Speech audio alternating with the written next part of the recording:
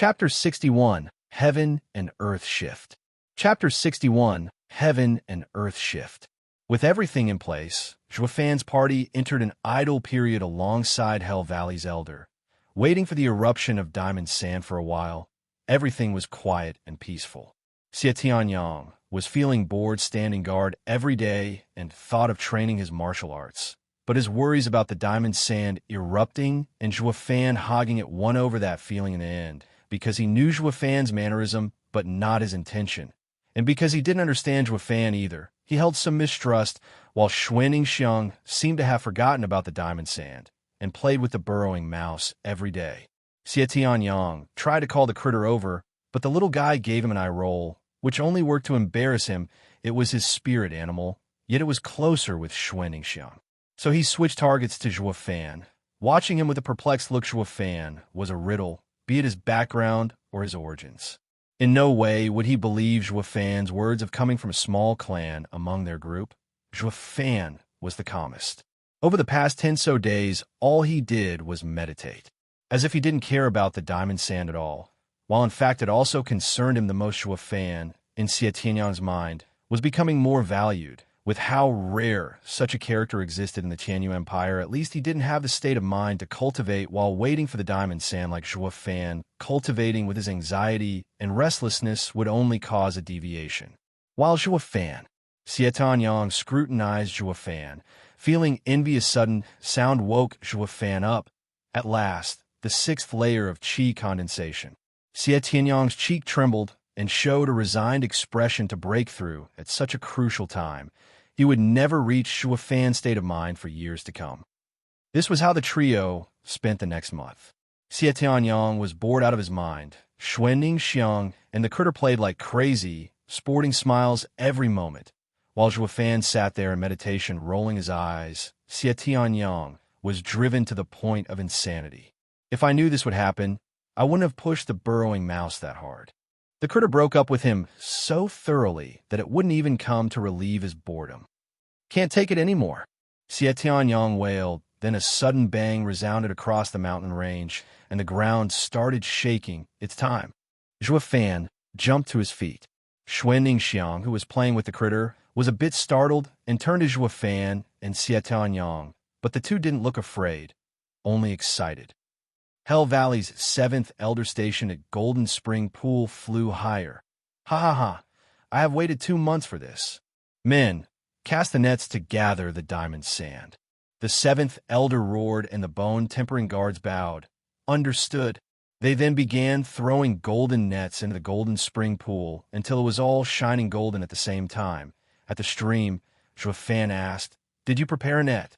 Ha ha ha, why would I come for diamond sand if I hadn't?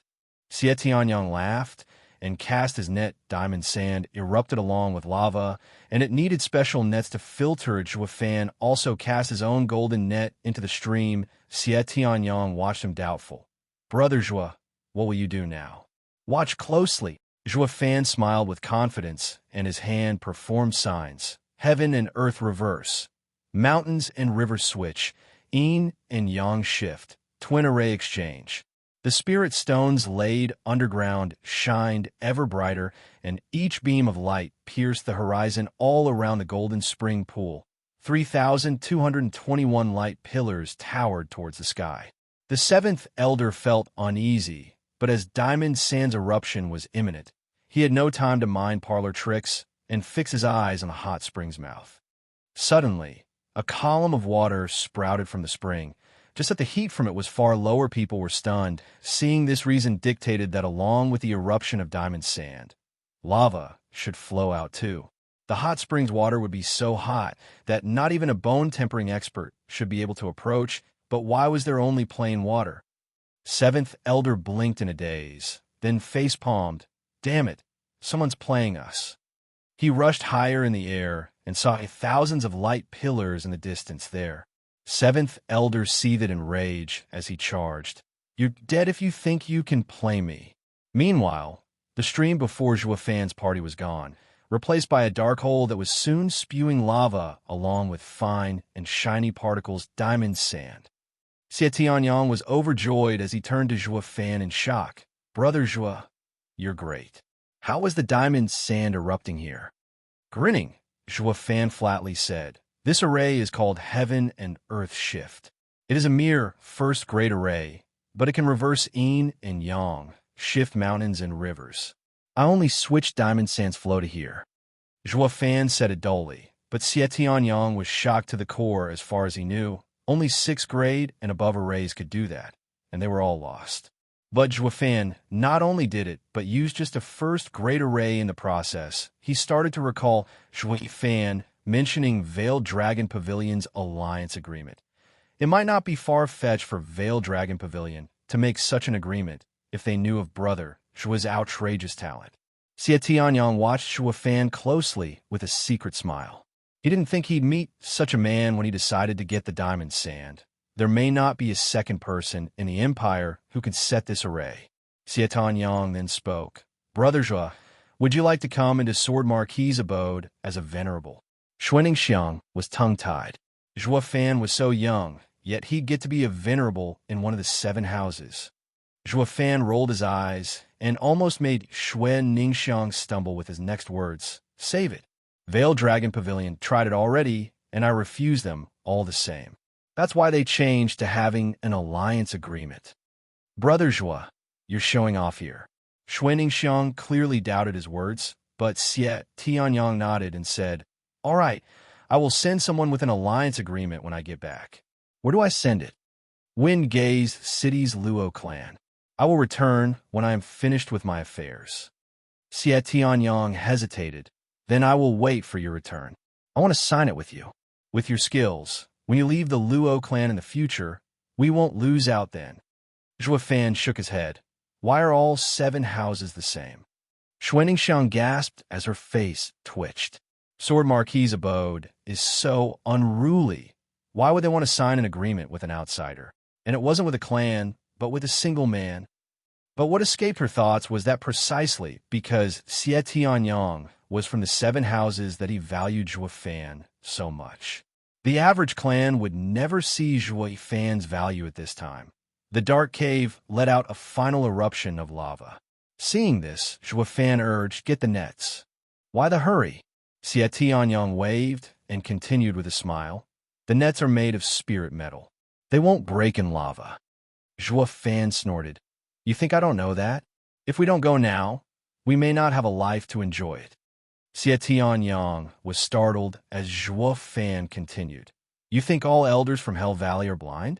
Who wouldn't notice the light pillars?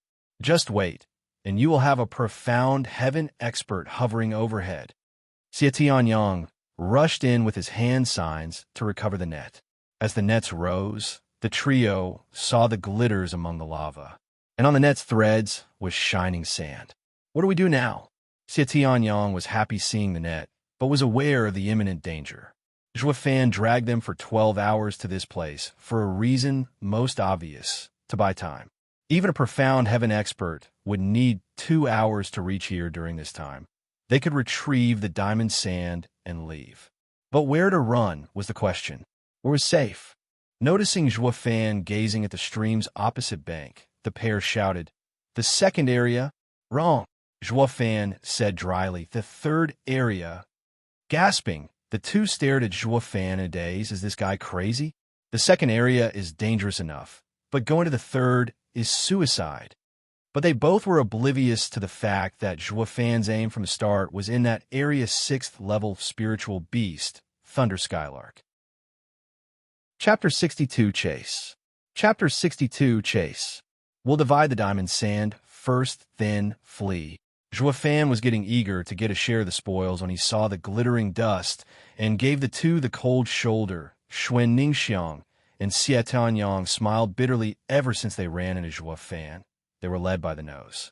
Zhua Fan did whatever he wanted, whenever he wanted the same, went for abusing the critter and setting an array to steal all diamond sand, but all turned out fine in the end. Everything he did was flawless and brought success.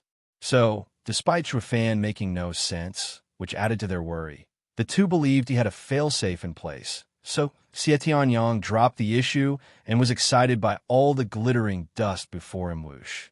The dust flowed like water out of the net and filled a 1-meter-tall bucket. And that was just a third, so everyone started taking out any containers they had from their rings, and the coveted diamond sand soon filled vessels of all shapes and sizes. Seeing such a haul, Xie Tianyang was smiling in excitement at first. He hoped to use the burrowing mouse to get a bit of diamond sand, and now, with a weirdo like Zhuofan around, they got everything in no time at all in refining a 5th grade spiritual weapon. A handful of diamond sand was enough to raise its power, making it a top 5th grade spiritual weapon. But with heaps of diamond sand, who knew how many such weapons could be made? And he could even add as much dust as he wanted in the refining process. When refining, people would add a gram, fuse it well, then add another gram, thereby increasing the amount of diamond sand progressively. With this much yield, it's even possible to make a pure diamond sand spiritual weapon. Xie Tianyang started laughing. Despite his high position in Sword Marquis' abode and not being poor in the least compared to the diamond sand before him, it was no different than being a beggar. Zhuofan saw Xie Tianyang laugh. His eyes flashed as he turned back to the glittering sand with a smirk. Sword Marquis' abodes' disciples are ignorant of the world outside. Zhuofan then stashed half of the sand into his ring while he spoke in a flat tone. This is my share, and the rest is yours. Xie Tianyang blinked, then smiled. No worries, it's fine if you take a bit more. They had struck it rich this time. So, even with Zhuofan taking half, it was more than enough for the other two, but in the end, this wealth was divided in two, with Xuanning having no interest in it. Compared to having such a precious item, she'd rather get out of Blue Expanse City. Zhuofan only took his share, leaving hers untouched. Xie Tianyang secretly nodded and took the rest of the diamond sand, and asked Zhuofan, "How do we escape now?" Whoosh! Zhuofan's hand held a small bottle and took 3 red pills out. He ate one and gave the rest to the two. This is a 1st grade pill, energy concealing pill. It can hide our auras for a whole day and let us pass through the 2nd area while not attracting spiritual beasts. Xie Tianyang looked at the pill with amazement. That's great. Where did you get it? Allbeast Mountain Range was a treasure trove that had the continent's cultivators drooling over for thousands of years. Too bad the spiritual beasts were a bit savage and kept the cultivators at bay. If they knew such a pill existed, they'd be fighting over it. Moreover, it was just a 1st grade pill. As far as Xie Tianyang knew, the continent didn't have such a pill, or wouldn't the cultivators be flocking here by now? Xuanning was also amazed. Zhuofan scratched his nose. I made it. It is unique to me. Xie Tianyang shouted. You're a freaking alchemist too? Perhaps he was a bit too amazing that Xie Tianyang even had a resort to curses. But Zhuofan couldn't care less, which was evident from his shrug. Yep, the more skills the better. The shot got to Xie Tianyang so badly that his cheek was twitching. Who the hell is this punk? He's a chi condensation cultivator, yet can match me, a bone-tempering cultivator. And now he's an alchemist too? Not only that, but he also sets up a lost array and refines unprecedented pills. Until now, he thought that he had met a paragon like himself, just another strong opponent like the few geniuses he found his match in the 7 houses. But with Zhuofan revealing that he was also an alchemist, gave Xie Tianyang's psyche a heavy blow. Next time around, he'd never say that he was a genius, at least not when Zhuofan was present. Xie Tianyang swallowed the pill and jumped across the stream and into the 2nd area. Let's go. Zhuofan and Xuanning were startled. What's up with him? They didn't know that this proud and conceited genius had just fallen from Cloud 9 all the way down into the mortal quagmire 2 hours later. A gray figure landed next to the stream. It was the 7th Elder's face was red with rage when he saw the steaming lava, and his hawk eyes flashed with killing intent. Someone pulled the diamond sand here. Squinting, the 7th Elder huffed a few times, then calmed down. But the coldness on his face grew thicker. He looked around and muttered, they just got the diamond sand and shouldn't have run far. If they stayed in the 1st area, death was only a matter of time. Then, the 7th Elder turned to the opposite bank with a sneer. Think you can get rid of me with parlor tricks? Then he soared into the 2nd area. 100 miles out, Zhuofan's party was running, when a sudden cawing came from behind, followed by crows taking to the sky. Zhua Fan stopped and looked back with a frown. What? Xie Tianyang and Xuan Ningxiang also stopped. What's going on? Zhua Fan muttered. That elder is charging right into the second area. What? Xie Tianyang was anxious. What now? He'll catch up in no time. Zhua Fan sighed. I don't know. I thought that the elder would first search the first area after inspecting the lava, just to be sure, thus buying us enough time. Moreover, the second area is notoriously dangerous, so I guessed he wouldn't come here to search so soon. That is why I picked this area to flee. And by the time he'd figure it out, we'd have a 6-hour lead. And for his safety in the second area, he'd be flying far slower to avoid 4th-level spiritual beasts. At that point, we'd be in the third area, and he'd ultimately given up the chase. In that area, he will be in the same boat as us, food for the spiritual beasts. So he'd never go in after us. Zhua Fan squinted, yet he went for the second area from start. In this case, we only have 1 hour lead. If he catches up to us here, we're dead. Brother Zhua, haven't you heard of the 7th Elder and what he is famous for? Xie Tianyang asked. Zhua Fan was startled. I only knew that a Hell Valley's elder was stationed here, but not the details. Sighing, Xie Tianyang shook his head. Know your enemy and yourself, and you shall win 100 battles. It's normal for you to make a mistake when you don't even know how dreadful the 7th Elder is. Dreadful? Zhua Fan frowned. Xie Tianyang said in a severe tone. He is greatly admired in Hell Valley, and even Valley Lord Yuan Shan consults with him, or he wouldn't have left such an important city in the 7th Elder's charge. You're saying he's strong? Zhua Fan's brow twitched. Xie Tianyang shook his head. Not his strength, but his schemes. He is cunning and deceitful, known as the insidious demon. His mind is filled with schemes. Many elders of the 7 houses have fallen in his ploys. Even Veiled Dragon Pavilion's elder Jiu lost his purple lightning gold eye because of the 7th Elder's plot. Many hate him to the bone, but even more fear him. No wonder Zhua Fan's plan fell through. He is another who plays open schemes. This kind of plot is useless against him. But the die was cast, and Zhua Fan's only choice was to beat him at his own game. Brother Zhua, our only choice is to leave Lady Ninger behind. With our speed, we may be able to escape the 7th Elder's clutches. Xie Tianyang's eyes flashed as he spoke firmly. Xuan Ningxiang shuddered and grabbed Zhua Fan's arm with a pitiful look. Brother Zhua, you promised to get me out. Brother Zhua, this is not the time to be soft. Leave her behind. She will stall the 7th Elder while we escape. Xie Tianyang's mind was set. Zhua Fan squinted as he contemplated, then sneered at Xie Tianyang. Humph, if not for my energy-concealing pill, you'd have thrown me away too. Xie Tianyang's mouth pursed. Zhua Fan laughed it off and said, I won't abandon anyone. As for that elder, I have my way to deal with him. I will fight him right here with an array. Xie Tianyang nodded after a careful ponder.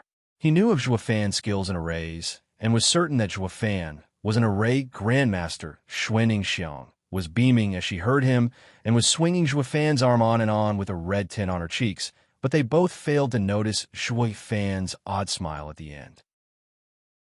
Chapter 63, Thunderflame Gale Array. Chapter 63, Thunderflame Gale Array. Whoosh! Beneath the shade of the forest, a gray figure flitted by. The moment a spiritual beast saw him, it would jump on him with greedy eyes, but the beast would ultimately fall to the ground lifeless with an extra fist imprint on its chest. The 7th Elder's eyes turned darker, but his speed remained the same. Unlike Zhua Fan, his flight attracted no little amount of trouble, yet this only left a trail of 3rd-level spiritual beasts' corpses behind. He was lucky enough that he did not meet a 4th-level spiritual beast, or it would have been a slightly different outcome. Whoosh. Suddenly, he landed in an open area. He checked for tracks, making sure nothing escaped his sight. Hey, 3 little brats. Want to run? The 7th Elder sneered. He stood upright and scrutinized his surroundings with a cold eye. Will you come out yourselves, or shall I drag you out? His yell bathed the trees in killing intent and scared off nearby spiritual beasts. Ha ha ha. I see the seventh elder is not without his reputation. No wonder you are called insidious demon, finding how many we are just from a few faint signs. I am in awe. Zhuofan's laughter resounded through the air. The seventh elder frowned and paid closer attention. Kid, you have just entered the sixth layer of qi condensation. Good ears. The hidden Zhuofan felt his heart go cold. This elder was shrewder than he'd thought, a hard opponent, but he still kept his cool. Seventh elder must be tired after such a long chase. And fighting here will attract fourth-level spiritual beasts. It will be quite an annoyance to you. What if we strike a deal? Which is? The seventh elder snorted and his cold eyes flitted around the area. Zhuofan smiled. Seventh elder chased us for so long, all for the diamond sand. If we give you half, are you willing to let us go?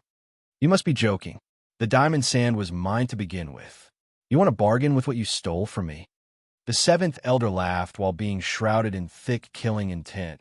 I will not only get my diamond sand, but wring the life out of you brats. Then the elder rushed towards a lush tree. He struck it with his palm and made it explode to reveal Zhuofan sitting on the rock behind it.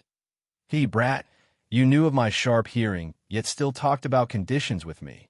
The seventh elder went for another palm attack, this time targeting Zhuofan. But the latter was calm as ever. He even smiled. Hey, I've never been afraid of revealing myself from the start. Zhuofan's hand shifted and, boom, with a loud noise from behind Zhuofan, a towering flame rose 50 meters high.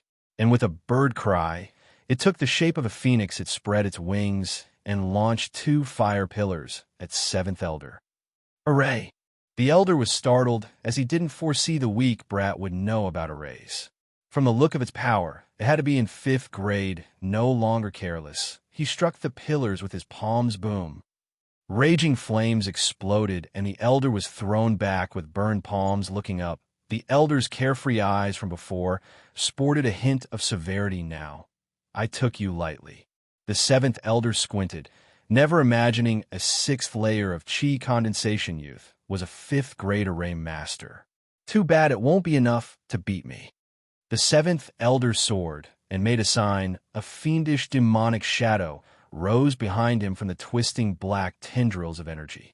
Wails echoed around him and made the temperature drop. Zhuofan's eyes squinted and his tone lowered. Such a malevolent, demonic method. Is this from Hell Valley's inheritance? Why do the dead need to know so much? The seventh elder cackled and pointed. The demonic shadow rushed at Zhuofan with a shriek. Zhuofan responded with a hand sign. The fire phoenix cried and spat flames. Bam! Flames and shadow collided in an anticlimactic way. When the fire touched the demon, hissing was heard, as if it was met with ice. The seventh elder looked proud of this while Zhuofan squinted. Ninger now. A faint cry echoed, and from another side, not far from Zhuofan, a fierce gale hammered through the woods and exposed Xuan Ningxiang sitting on a stone at Zhuofan's call. She made the hand signs he had taught her. A chilling wind picked up and flew like a blade as it fused into the fire phoenix's attack. The fire pillar expanded 10 times in a blink and started pushing back the demonic shadow. The seventh elder's face turned grave and made hand signs to strengthen the demonic shadow, but with the help of Xuan Ningxiang, Zhuofan was getting the upper hand, and the seventh elder started sweating. He never saw it coming. Another person was controlling the array. But before he could think of a countermeasure, Zhuofan shouted again, Xie Tianyang, he's yours. Ha ha ha, I was waiting for this. See how I splatter the brains of a profound heaven expert. Under Xie Tianyang's incessant cackling, lightning burst and revealed him sitting on the other side of Zhuofan, and across from Xuan Ningxiang. Xie Tianyang made a hand sign and launched a 50-meter-long lightning dragon. With a roar, it flashed right into the demonic shadow. Boom. As lightning entered the shadow, it triggered an explosion. The demonic shadow could not overcome the multiple increases in power and was blown into black pieces, soon becoming nothing but ash. The seventh elder spatted blood. This defied all logic. Today, 3 brats heard him. But the brats were far from done and battered him with the thunder flame gale again. If he didn't do something now, he'd be heavily wounded. He may even die. The seventh elder braced himself and waved the centipede-like chain that suddenly appeared in his hand boom. The thunder flame gale attack was blown away as the elder took a few steps back. Joafan's side also shivered as each of them felt blood stagnating in their chest. It was a tie. Fourth grade, demonic treasure? Joafan turned serious. The seventh elder gasped and barked. Good. Well done. I've traveled the world for so long, but today, 3 brats have reduced me to this state. He turned to Joafan. I admit you're strong. If we continue, it will end with both sides dead. It's better to take your previous deal. Give me half of diamond sand, and I will go. The 3 exchanged glances. Xuanning Xiang and Xie Tianyang didn't want to offend Hell Valley and nodded. Joafan showed an amiable smile. All right, let's make the deal. He then jumped off the stone. The seventh elder took back his weapon and flew towards Joafan when they were 10 meters apart.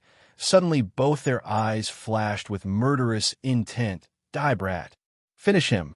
Shouting at the same time, the seventh elder revealed his demonic treasure and flung it at Joafan, while the latter made hand signs. The flames and the centipede chain clashed. Xie Tianyang and Xuanning Xiang were startled. Even though they missed the first clash, they soon sent lightning and wind blade toward the elder. The seventh elder couldn't dodge and had to destroy their attacks with his chain once again. But he was also forced to retreat to the skies, eyeing Joafan. The elder's face turned green and white from rage. Bastard, who would believe you? It takes a demonic cultivator to know one. Joafan smirked. Xuanning Xiang and Xie Tianyang witnessed this in a daze. Who the hell are they? One is more despicable than the other. None of them is worth trusting. Both of them had only one thought since the beginning: kill. They're too damn vile, treacherous, insidious. Had one of them trusted the other, then their side would have died by now. This thought made the 2 gasp, and their eyes darted at Joafan. Thank God we have one just as vile and insidious among us, or we'd be dead for sure. Chapter 64 Bait. Chapter 64 Bait. I need to calm down first. The seventh elder took a deep breath and inspected the area with wrinkled brows. He found that the recovery of diamond sand was becoming a headache, and when he knew the trio ran into the second area, he confirmed it with his experience. He could easily discover their meager cultivation. And with the highest among them being the 7th layer of bone tempering stage, it was no different than squeezing 3 insects. What was unbelievable, though, one of them had a deep knowledge of arrays along with a cunning mind. Unlike a rash and ignorant youth, he posed to be. This led to the current predicament. With the 3 working together to control the array, he would never get the upper hand. However, he thought of something, and his hawk eyes flashed sinisterly.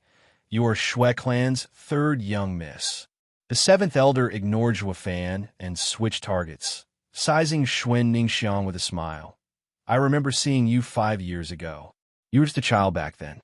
My, how you've grown into a fine lady. Xuanning Xiang's heart seized and lowered her head to avoid his piercing gaze. Joafan shouted, 7th elder, if you have something to say it to my face. Don't go around scaring girls. Yet the 7th elder's eyes never left Xuanning Xiang. Ning'er, why do you bother going against me? Shui clan is a vassal of Hell Valley. We always took care of your Shui clan. And yet here you are, resorting to this. His eyes flashed with murder as he spoke. Xuanning Xiang shivered and could no longer keep the hand sign up. Joafan knew that the 7th elder was threatening Xuanning Xiang and rushed to say attack. He and Xie Tianyang synced their hand signs, launching lightning and fire at the 7th elder. But Xuanning Xiang was still in a daze, her hands trembling. Xie Tianyang thought, damn, Xuanning Xiang is worried for her clan and has no one to fight. Without the wind's help, there will be a sharp decline in power. The 7th elder was fighting a psychological battle, grasping the trio's weakness. Fire and lightning combined as it neared the elder, but his centipede chain just flew at it and the attack was nulled. The 7th elder stood still in the sky while Joafan and Xie Tianyang spat blood. Aha, that's better. The seventh elder cackled. Ninger, you made the right choice. These brats will wash their hands over this and leave from here, while your clan will stay forever. Zhuofan looked at the shivering Xuen Ningxiang and urged, Ninger, don't listen to the old goat. He knows who you are and will destroy your clan either way. The only way to save the Xue clan is to kill him here and now. Remember my words. The Thunderflame Gale Array needs 3 people to work together, and as long as the 3 are in sync, not even a profound heaven expert can escape. Another shiver reeked Xue Ningxiang's frail body, and now she stood still. The seventh elder's words scared her, but she had finally recovered. Zhuofan smirked and shouted, If this old coot lives, your clan is no more. Boom!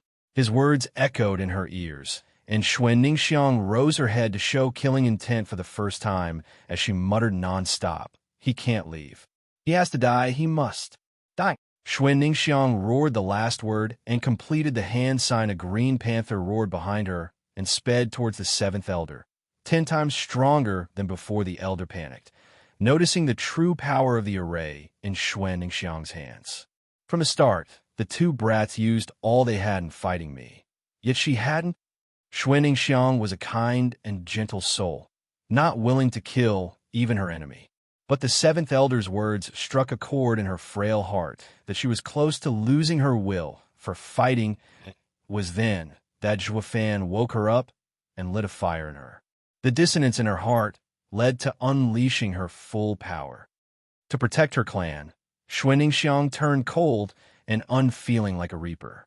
She was willing to do anything and everything to make sure the old geezer died here. Zhuofan and Xie Tianyang smiled and launched their own attacks. Fire, wind, and lightning combined at their strongest into an overpowering strike that threatened to consume the seventh elder. Even the calm and collected seventh elder was starting to feel fear. He hastily lifted the centipede chain and lashed. Boom. A huge explosion shook the entire second area, and even the sky seemed to collapse. Some 4th-level spiritual beasts even fled. The seventh elder, who was caught in the middle, was blasted a dozen meters with his hair and beard singed as he spat blood. But this time, the blood evaporated before it touched the ground. It was proof of the intensity of the attack that pierced his inner organs. With such a heavy wound, just one more, and he'd be done for. For the first time, the seventh elder panted with fear in his eyes. Not even he could foresee that the array needed just the girl to flip out for unleashing its full power, but he understood that he would not be able to take more of such attacks. He's on his last leg. Ninger, Xie Tianyang, get ready. We'll finish him off. Zhuofan laughed as he made another hand sign, but a sudden green panther beat him and Xie Tianyang to the punch. All Zhuofan saw was Xuen Ningxiang going crazy and making signs on and on as she raved. He has to die. He must die. Damn, this girl has lost it. I managed to spur her on, but now she is too far gone. Her only thought is to kill the old goat, even disregarding cooperation with her allies. Her action was limiting the array's power. The seventh elder noticed this weakness and smiled as he charged for Xuen Ningxiang. He was only facing a wind panther, and without the other 2 elements, he could breeze through it. With a swing of the centipede chain, the panther was no more. Quickly helping. Zhuofan panicked as he formed hand signs alongside Xie Tianyang. Once again, lightning and fire came to the seventh elder, yet such lack of cooperation lost the array's advantage, and the seventh elder dealt with it easily. He flung the centipede chain, removing this nuisance, and appeared before Xuen Ningxiang, but she sank in, making hand signs. The seventh elder snorted and clutched her neck, lifting her off the ground. Xuen Ningxiang began suffocating, and her hand slowed down. Crazy girl, you almost had me killed. Consider yourself lucky since you still have some use, or I'd have killed you already. Ninger, Zhuofan, and Xie Tianyang stood up with worry. The seventh elder mocked them. What are you brats called anyway? Sit tight. I will deal with you in a moment. Zhuofan clenched his fists. Cough, cough, cough. Xuen Ningxiang coughed, looking at Zhuofan with pleading eyes. Kill him. Don't let him harm my father. What a carrying daughter. You're still thinking about your father? Too bad these 2 brats have no way of killing me. Once I get back, I'll make sure to wipe the Shui clan for good. Tears glistened down Shui Ningxiang's cheeks. Xie Tianyang's heart hurt and roared in anger. Hell Valley Elder, does one of your stature even know what shame is to raise your hand on a defenseless girl? There's no such thing as shame in a demonic cultivator's vocabulary. The seventh elder cackled and turned to Zhuo Fan. Brat, you're just like this old man, stirring this girl's will to fight with a few words. I would have taken you as my disciple, if not for us being enemies. You hurt my friend, so you must die by my hands. Zhuo Fan's tone was irreproachable. Xie Tianyang, get ready to strike. But Ninger also agreed. Zhuo Fan's eyes flashed with a hard look. Xie Tianyang felt cold as he looked at Zhuo Fan, then saw the pleading eyes of Shui Ningxiang and sighed. This old man must die, or he will slaughter the Shui clan, and Ninger won't ever find peace, even in death. Xie Tianyang then yelled as he made hand signs. The lightning dragon roared as it encroached on the seventh elder. Zhuo Fan, with his red eyes, also shouted, and the phoenix behind him spread its wings. This was the strongest power they managed to unleash through their cooperation. But to all this, the seventh elder's answer was disdain. Humph, I have already figured out this array. Without wind, just you two are nothing. Xie Tianyang gnashed his teeth. Would our full power attack amount to nothing? Will we meet our end at his hands? Furthermore, Ninger's clan would be doomed. But Zhuo Fan revealed an evil grin. Who said we lacked wind? His hands shifted through the signs, and the seventh elder was swallowed by a tornado, turning his immediate surrounding into a wind prison. Then came the lightning dragon and fire phoenix boom. Fire and lightning mixed, erupting in a spectacular fashion on contact with the tornado, burning everything within into nothing. This display of power was twice as strong as their best attack. This time the elder should be dead. Xie Tianyang watched it all at a loss. How the wind appeared. Zhuo Fan smiled. Unlike someone who just lost a friend, I told you before that I can't control the fifth grade array by myself, and need all three of us to work together, right? Well, I lied. That seventh elder would have seen through you, and I couldn't have deceived him in the end. What? All was a lie. Xie Tianyang stammered. Zhuo Fan smiled. Insidious demon is beyond sharp. He is Hell Valley sage. If I fight him alone, defeat is certain. So I arranged for you two to work with me in controlling the array and help conserve power. But this wasn't without its weakness. Us three had to be in full cooperation to unleash its greatest power. Him being the insidious demon, he would find this out with ease and would target the weakest among us. It's clear Ninger is that person and he would attack her. But he would have never guessed Ninger was the bait I laid out for him. So, he fell right into my trap. Why you're saying that you had planned on giving up on Ninger from the start? Xie Tianyang gasped. Zhuo Fan felt like a stranger to him. He still recalled how Zhuo Fan yelled at Ninger. I won't leave anyone behind. His eyes filled with righteousness. Was all an act? What's with that look? Zhuo Fan sneered. Didn't you say to leave Ninger behind and flee? That she was a burden? I only thought of a more appropriate use of this burden. What of your promise to her? Xie Tianyang swallowed dryly. I heard you promise Ninger to take her outside the city. Zhuo Fan waved it off. The result's the same, be it living or otherwise. Seeing Zhuo Fan's casual manner, Xie Tianyang felt numb, and a chill crawled up his spine. After working together for over a month. He had thought that he somewhat understood Zhuo Fan's character. But now it felt like he was talking to a stranger. Such sheer cruelty made him, a seventh layer of bone-tempering expert, feel more fear than facing a radiant stage expert, but laughter came from amidst the thunderflame gale prison. Chapter 65, Insidious Demon. Chapter 65, Insidious Demon. Ah, kid, you're just like me. Selfish, cruel, heartless, and won't even hesitate to use your own men. Even I'm feeling a bit afraid of you. Boom!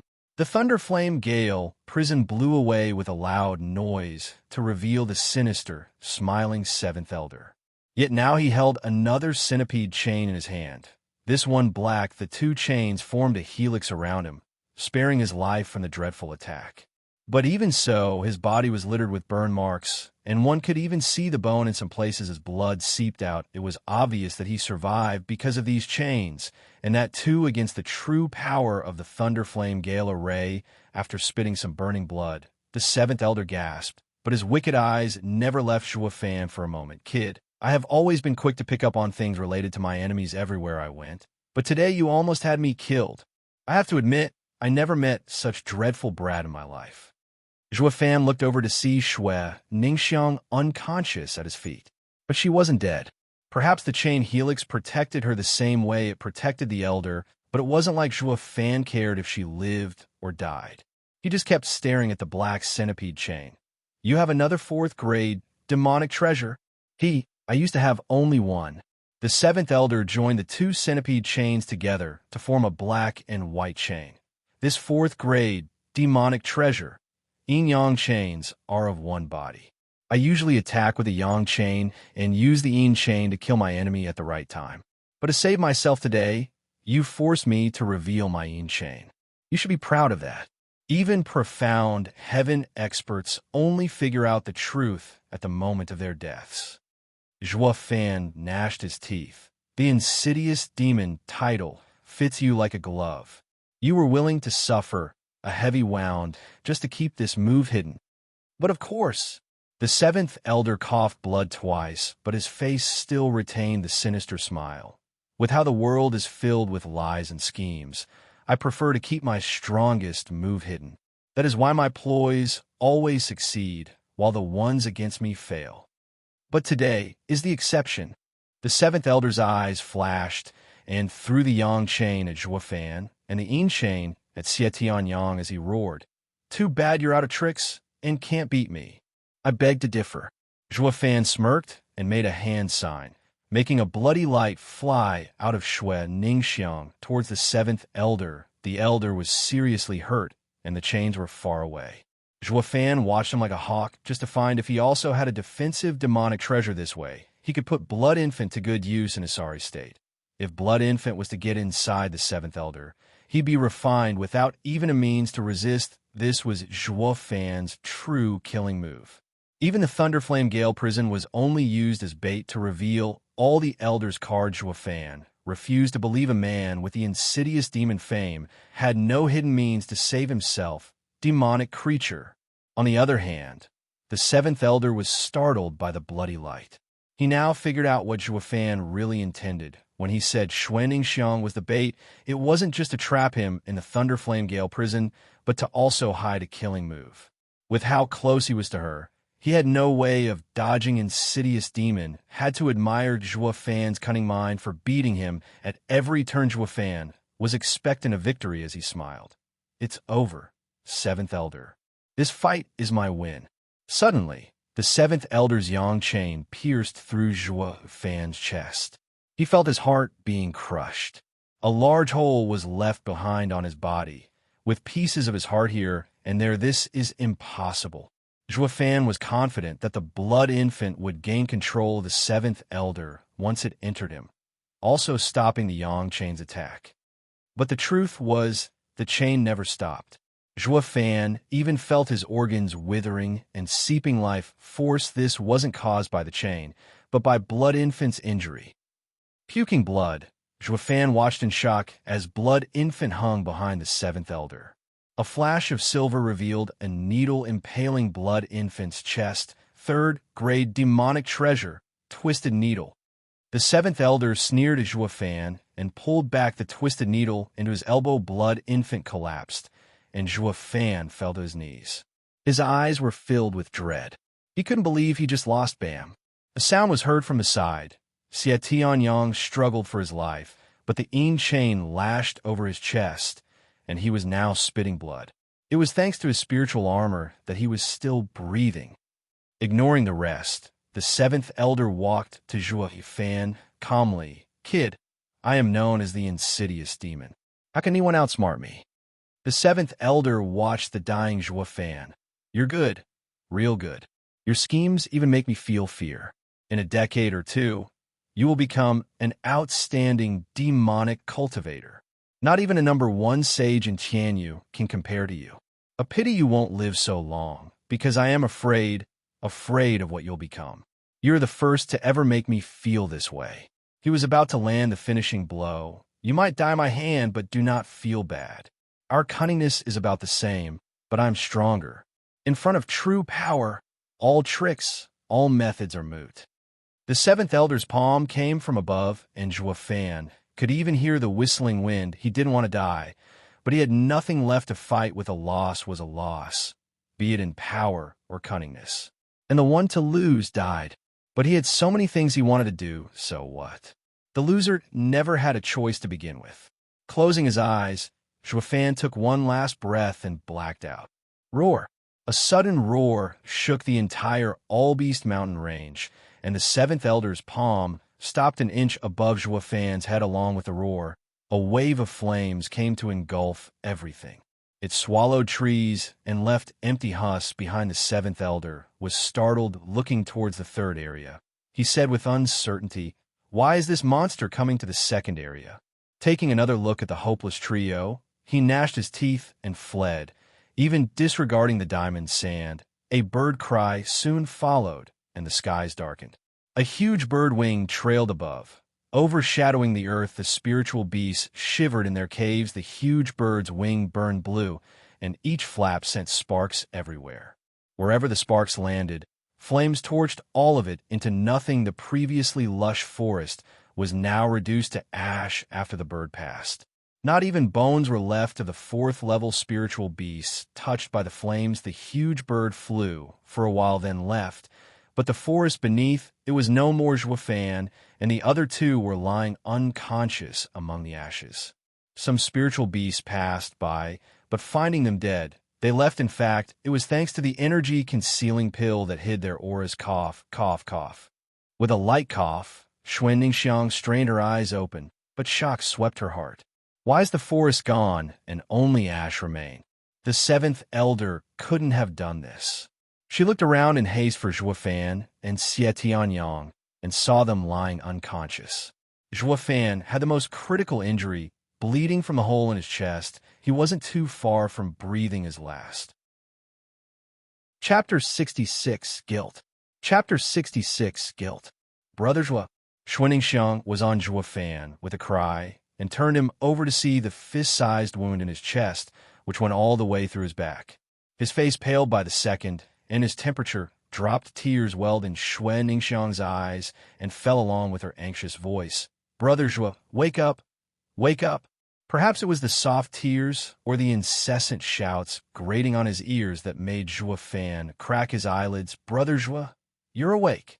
Xuan Ningxiang was glad Juefan moved his lips, but was too weak to even let out words. Watching her tear-stained face, Juefan took a deep breath and squeezed his last drop of energy into pointing, but his hand soon fell limp. Xuan Ningxiang caught his gesture and saw a blood infant in a pool of blood. "You want me to bring it over?" she asked. Juefan blinked weakly, the only thing he could do in his current state. Xuan Ningxiang thus marched to blood infant and was soon back with it in her arms. She then placed it on the hole in Juefan's chest. Blood infant flashed red and was back in Juefan's body. He let out a breath as his complexion started improving slightly. His and blood infant's lives were shared, so much so that its wound was far more important than his own injury. As long as blood infant was fine, him suffering heavy wounds would matter little. But now blood infant's life hung by a thread. Without his blood essence, he could only keep it alive for a short while longer. He was in a worse condition too, and had no way to save it. But as blood infant was kept alive, a bit of energy returned to him. "Be blood," Juefan whispered hoarsely. Xuan Ningxiang paused a moment, then cut her wrist with a dagger and brought her hand to Juefan's lips. The girl's blood dripped in Juefan's mouth, and he slowly recovered a bit more energy. Xuan Ningxiang let out a relieved sigh and even sported a faint smile, but Juefan suddenly bit her wrist, sucking the blood out. Xuan Ningxiang braced through the pain and let him have his fill. Time passed, but Juefan's appetite didn't drop. Xuan Ningxiang's face paled and was even getting woozy. She knew it was from the blood loss, but she didn't stop him when Juefan finally let go and gasped for fresh air. He saw Xuan Ningxiang's pale countenance and felt complicated. "Thank you." Juefan now had the strength to speak, thanks to the blood. Xuan Ningxiang smiled. She was feeling weak, but her smile looked mesmerizing to Zhuo Fan, recalling his previous act. His heart began to feel guilt with a thought. A blue bottle flashed in his hand. Ningya, these are third-grade heart-protecting pills. Give me one. You take the second, and give the third to the kid if he isn't dead. Xuanningsiang nodded and fed the first pill to him. She checked Xie Tianyang and found him alive. Excited, she fed him a pill, but saved her. Zhuo Fan was laid on the ground, but his heart was clear. Ningya, you are also hurt. Why aren't you taking it? Ningya shook her head. It's only a scratch. This pill is too precious, and it's better used on you too. Ha ha ha, not in the least. It came from Veiled Dragon Pavilion anyway, so don't worry. Zhuo Fan smiled. He came to Allbeast Mountain Range prepared, not only in spirit stones, but also in pills, since the Imperial family and Veiled Dragon Pavilion were providing the Luo clan with stuff. He had everything besides the truly rare pills. Some of his pills were something not found even in the entire Tianyu Empire, refined by yours truly. I didn't think I'd use them so fast. Ningya, take it, it's yours. A snort came, and Xuanningsiang turned towards Xie Tianyang. He was also worse for wear, not life-threatened like Zhuo Fan, but he couldn't move. Still, he would need 3 to 5 months to heal. Zhuo Fan couldn't budge, but neither could he. Even so, his fear of Zhuo Fan wasn't that high, and said with a clipped tone, Ningya, this big brother wanted to use you as bait from the start. This is just deserts. When Zhuo Fan exposed his plan, she was already unconscious in the Thunder Flame Gale prison explosion. But hearing it now, she was startled and looked at Zhuo Fan with the hope that he'd deny. She refused to believe that Brother Zhuo, who stood by her side for over a month, would be so cruel as to throw her away. She hoped this was a misunderstanding, that Zhuo Fan would refute Xie Tianyang's claims. But Zhuo Fan remained silent, and his cold eyes refused to meet hers for the first time, with tears welling. Xuanningsiang forced her sorrow down, but her heart felt like being stabbed with a knife. She didn't realize when, but Zhuo Fan meant a lot to her. She didn't feel hate for being cast out, but pain. Sensing her pain, Zhuo Fan hesitated. Ning, it's fine, you don't need to say anything. Xuanningsiang wiped her nose and forced a smile. I know Brother Zhuo is brave and smart. That all went according to your plan. I'm sure it's a misunderstanding. She whipped her head around and left. I'm going to look for branches and make a stretcher. We can't keep staying here. Watching her walk away like nothing had happened, Xie Tianyang rose an eyebrow. Hey, Ningya, we're going to forgive him just like that? He is hurt and can't move. Now's your chance for revenge. Yet Xuanningsiang didn't return. Xie Tianyang wanted to yell again, but then Zhuo Fan's snort came. Zip it. If you want to die, just ask. Humph, you have it worse than me. Let's see you try. Xie Tianyang put up a tough front, but fear gnawed his heart because of the naked killing intent laced in Zhuo Fan's words. Seeing with his own eyes how Zhuo Fan had fought the Seventh Elder, he knew the horror Zhuo Fan could unleash. Despite losing, Zhuo Fan played with that insidious demon to such a state he felt both fear and hatred towards Zhuo Fan, hate for his unfeeling heart to his friends and fear from his cunning mind. But then a new feeling triumphed them both, something the genius disciple of Sword Marquis Abode never felt before. Xuanningsiang was soon back with wood and made 2 stretchers. When she placed them both on each, Zhuo Fan wanted to apologize, but swallowed his words when he saw her avoiding him rumble. With a thunderclap, the rain started pouring down on the ashen forest and helped the saplings grow. Xuanningsiang tied the stretchers with rope and trudged through the mud. Because of the heavy rain, the rough mountain path, and the blood loss, she fell down again and again, but she pressed on like a machine, dragging them ever forward. The 3 never spoke a word the entire time. Even Xie Tianyang's complaints about taking revenge fell silent. The 2 felt worse, and worse the more they saw Xuanningsiang's pale face as she pulled them. Xie Tianyang was the first to mention casting her away for being weak. Zhuo Fan went a step further by rejecting the idea in a dignified manner, only to throw her out as bait not much later. And now, the 2 were in dire straits, useless for months to come. But Xuanningsiang's heart remained steady and firm. Never abandoning them, the 2 felt heavy in their hearts from the huge debt they had for her. How can we ever repay it? On the muddy and slick mountain road, a bump appeared, and the burrowing mouse revealed itself. It ran towards Xue Ningxiang as soon as it came out now that she saw the little guy. Her smile came back on her face. Since losing it when she found of Zhuo Fan's betrayal afraid of critter suffering, she drove it away before their fight with the seventh elder. But now it came back the little guy was jumping around her leg in joy, then skipped ahead of her. Xuen Ningxiang guessed that it was showing the way and dragged the stretchers to a cave happy. She pulled the two people into the cave for sheltering from the rain and healing their wounds, but Zhuo Fan looked around once and shouted in panic, "We can't stay here, we have to leave now." Chapter 67, Heaven-Shaking Roar. Chapter 67, Heaven-Shaking Roar. Xue Ningxiang turned to Zhuo Fan with a start. Zhuo Fan spoke while gazing at the weeds around the cave. "That is soothing grass. That's perfect. It can help relieve fatigue." "What is wrong with that?" Xie Tianyang asked. Zhuo Fan said, annoyed. "That's true for humans, but for spiritual beasts, it has a calming effect that attracts nearby spiritual beasts." Xie Tianyang was anxious. "That means trap?" Zhuo Fan nodded. "Yes, a trap made by predators.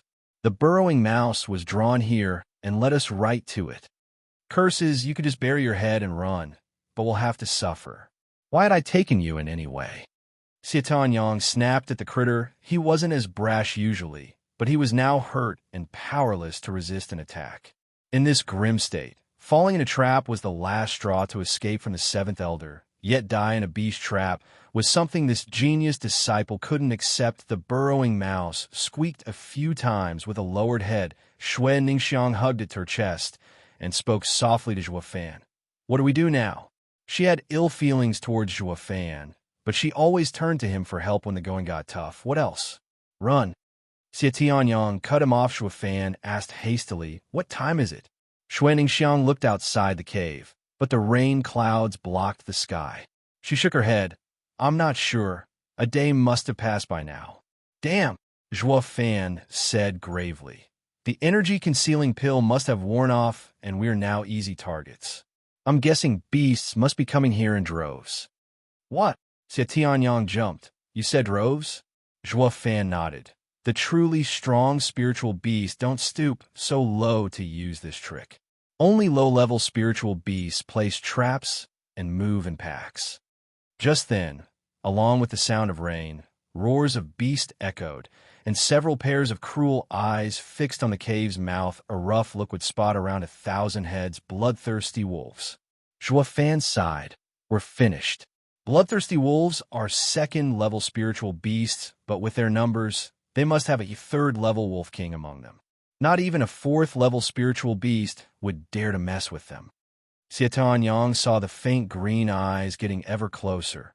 "Woe is me. Heaven must be jealous of my outstanding talent and wants to pluck me." Xue Ningxiang looked worried while Zhuo Fan had his trademark unflappable expression. "Xie Tianyang."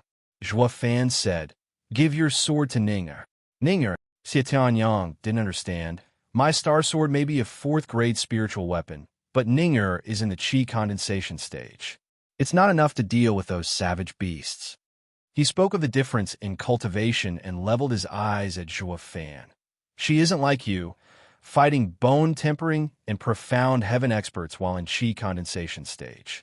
Zhuo Fan smiled. "Ninger won't be fighting the beasts, but escaping their encirclement."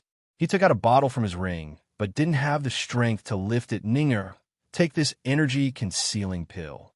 Zhuo Fan spoke calmly. "Use it to leave all Beast Mountain range once you break the encirclement, but don't go to your clan.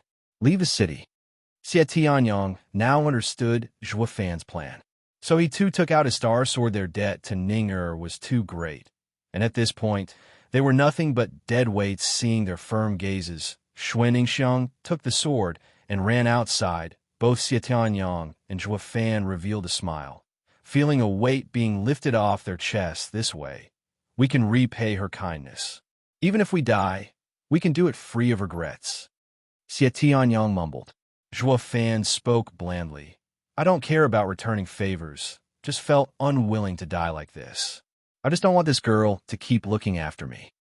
How cold-hearted." Xietanyang snapped after that short banter. The two were at peace, waiting for the bloodthirsty wolves to devour them, but then wails came, followed by blood splattering on both of them. When they looked towards the mouth of the cave, they were shocked to see Xue Ningxiang standing guard at the entrance. Some bloodthirsty wolves were circling around trying to enter, but were cut down by her with her standing guard, and this being the only entrance. The wolves were kept at bay. "What are you doing?" Zhou Fan shouted. Xue Ningxiang slashed, and 3 more wolves fell. She looked back with a shy smile. "See, with me standing here, they will never get in." "Idiot, those are nothing but cannon fodder. The Wolf King wouldn't care if they died. He's trying to tire you out before killing you." Zhou Fan cursed, but his eyes were filled with worry. Xue Ningxiang smiled. "That Wolf King is a beast uncaring for his pack, but you are my most important friends. I won't abandon you." She killed another 2 incoming wolves because of the blood loss and the fatigue of carrying the 2. She felt weak and pale. She was shaking with the wind and seemed like she might collapse any second. Yet her eyes were headstrong. Xue Ningxiang slashed again and again, piling wolf corpses at her feet in a pool of blood. Her brows were drenched, her breathing haggard, her arms numb, but her back remained straight against the incoming storm, watching her frail body. Zhou Fan's eyes filled with warmth. He closed his eyes, not wishing to see the end as pain laced his heart. "Zhou Fan," Xietanyang yelled, "I just realized we're both damn bastards." And Zhou Fan groaned a response. Xietanyang looked over to Xue Ningxiang braving outside, and he also closed his eyes. Xue Ningxiang let out a cry as a wolf bit her wrist when her strength failed her. It then pinned her to the ground. Then another wolf pounced on her other hand. She wanted to get up and keep fighting, but felt too weak to move. She had surpassed the limits of her body long ago and was now powerless to deal with 2 weak wolves. She couldn't even feel the blood flowing out from the bite wounds on her hands. Zhou Fan and Xietanyang knew this was going to happen, but kept their eyes closed. They wanted to be spared from the sight of the girl getting mauled while 2 wolves pinned her arms. The rest were closing in as Xue Ningxiang's breathing grew faint. If they could, the 2 in the cave would have covered their ears in celebration of a successful hunt. The pack howled, and the Wolf King, 3 times bigger than the rest, strutted before Xue Ningxiang, licking its fangs. The Wolf King howled and opened its maw to ravage Xue Ningxiang with her eyes blacking out. All she could see were vague shapes. Zhou Fan and Xietanyang still had their eyes closed. Roar. Just as the Wolf King was about to bite her, a sudden roar echoed from deep within the all-beast mountain range.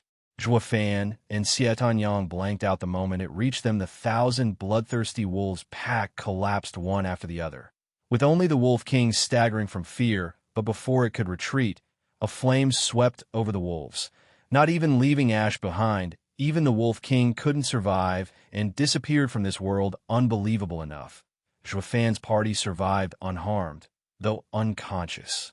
Zhou Fan vaguely heard someone calling him and opened his eyes. What is with this foggy place? Where am I? He looked around, but then it occurred to him he was heavily wounded, so how could he move? Suddenly, 2 blue flames ignited. It fused together to reveal a burning blue-robed figure floating high above. "Is your name Zhou Fan? I heard the 2 kids call you as such." The figure smiled.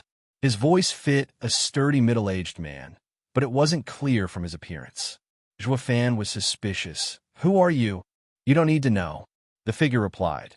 "This is my domain, and here, I ask the questions." Zhou Fan, "Why have you come to All Beast Mountain Range?" The blue figure asked. Zhou Fan thought for a moment. "To capture a spiritual beast and make it my demonic creature." "What spiritual beast?" "6th level spiritual beast, Thunder Skylark." "Why?" Zhou Fan's eyes swiveled. "Why else? To increase my power." Boom! A loud noise resounded, and Zhou Fan felt like his head was about to explode. "Ha!" The figure laughed. "Boy, we are inside your consciousness. It's easy for me to tell when you lie." Zhou Fan looked at the figure in fear. He could enter others' consciousness on his own. Such power went beyond Radiant Stage, maybe even above the mortal domain. "Are you from the sacred domain?"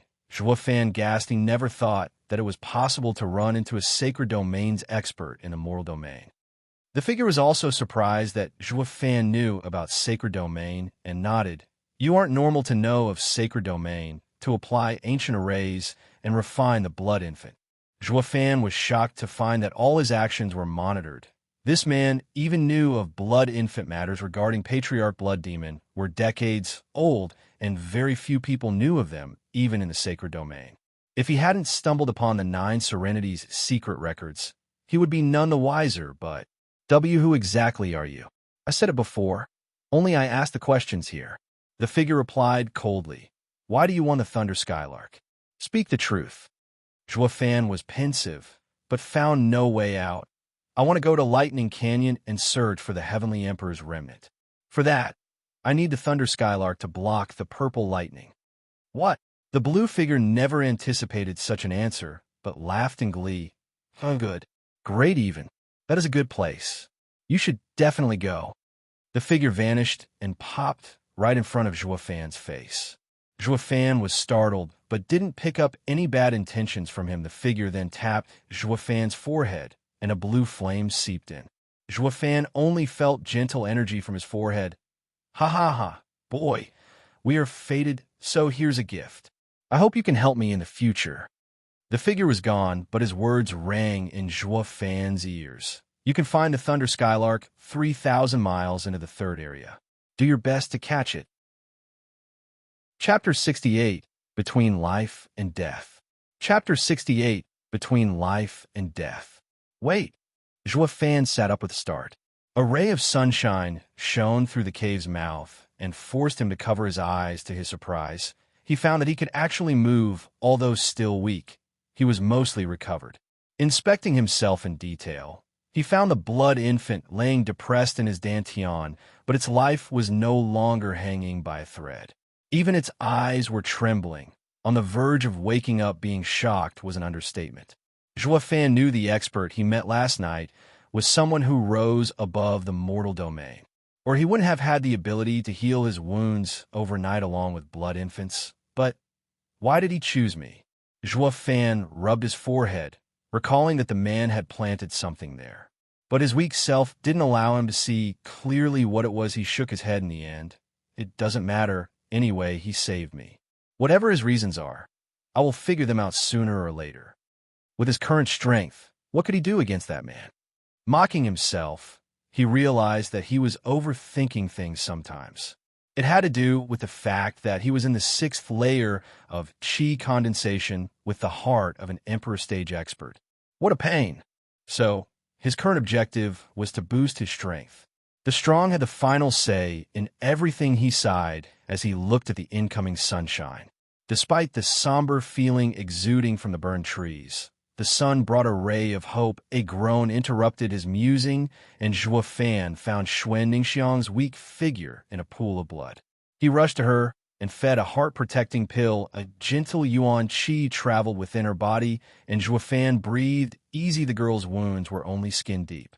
She had overused her yuan qi in her fight against the bloodthirsty wolves and needed just a few days to recover. But the pale face of Xuan Ningxiang brought another wave of worry in his heart.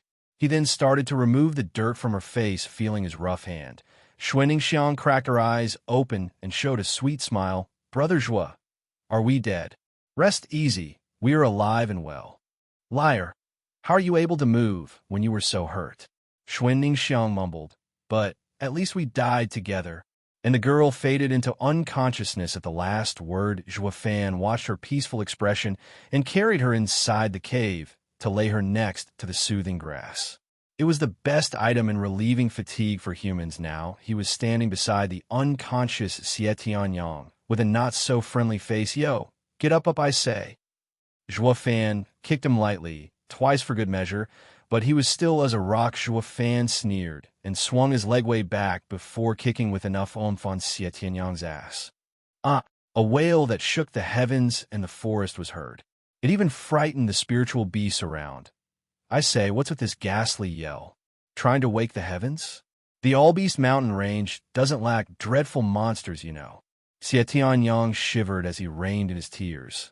What is this place? What did I ever do to deserve such cruelty, even in death? Is kicking once cruel? You, A sword marquise abode young master have seen nothing yet. Zhou Fan smiled at Xie Tianyang's shocked face. Xie Tianyang was startled seeing Zhou Fan. Did you kick me? Why the hell? We clearly died together. So why can you hit me? Zhou Fan grinned.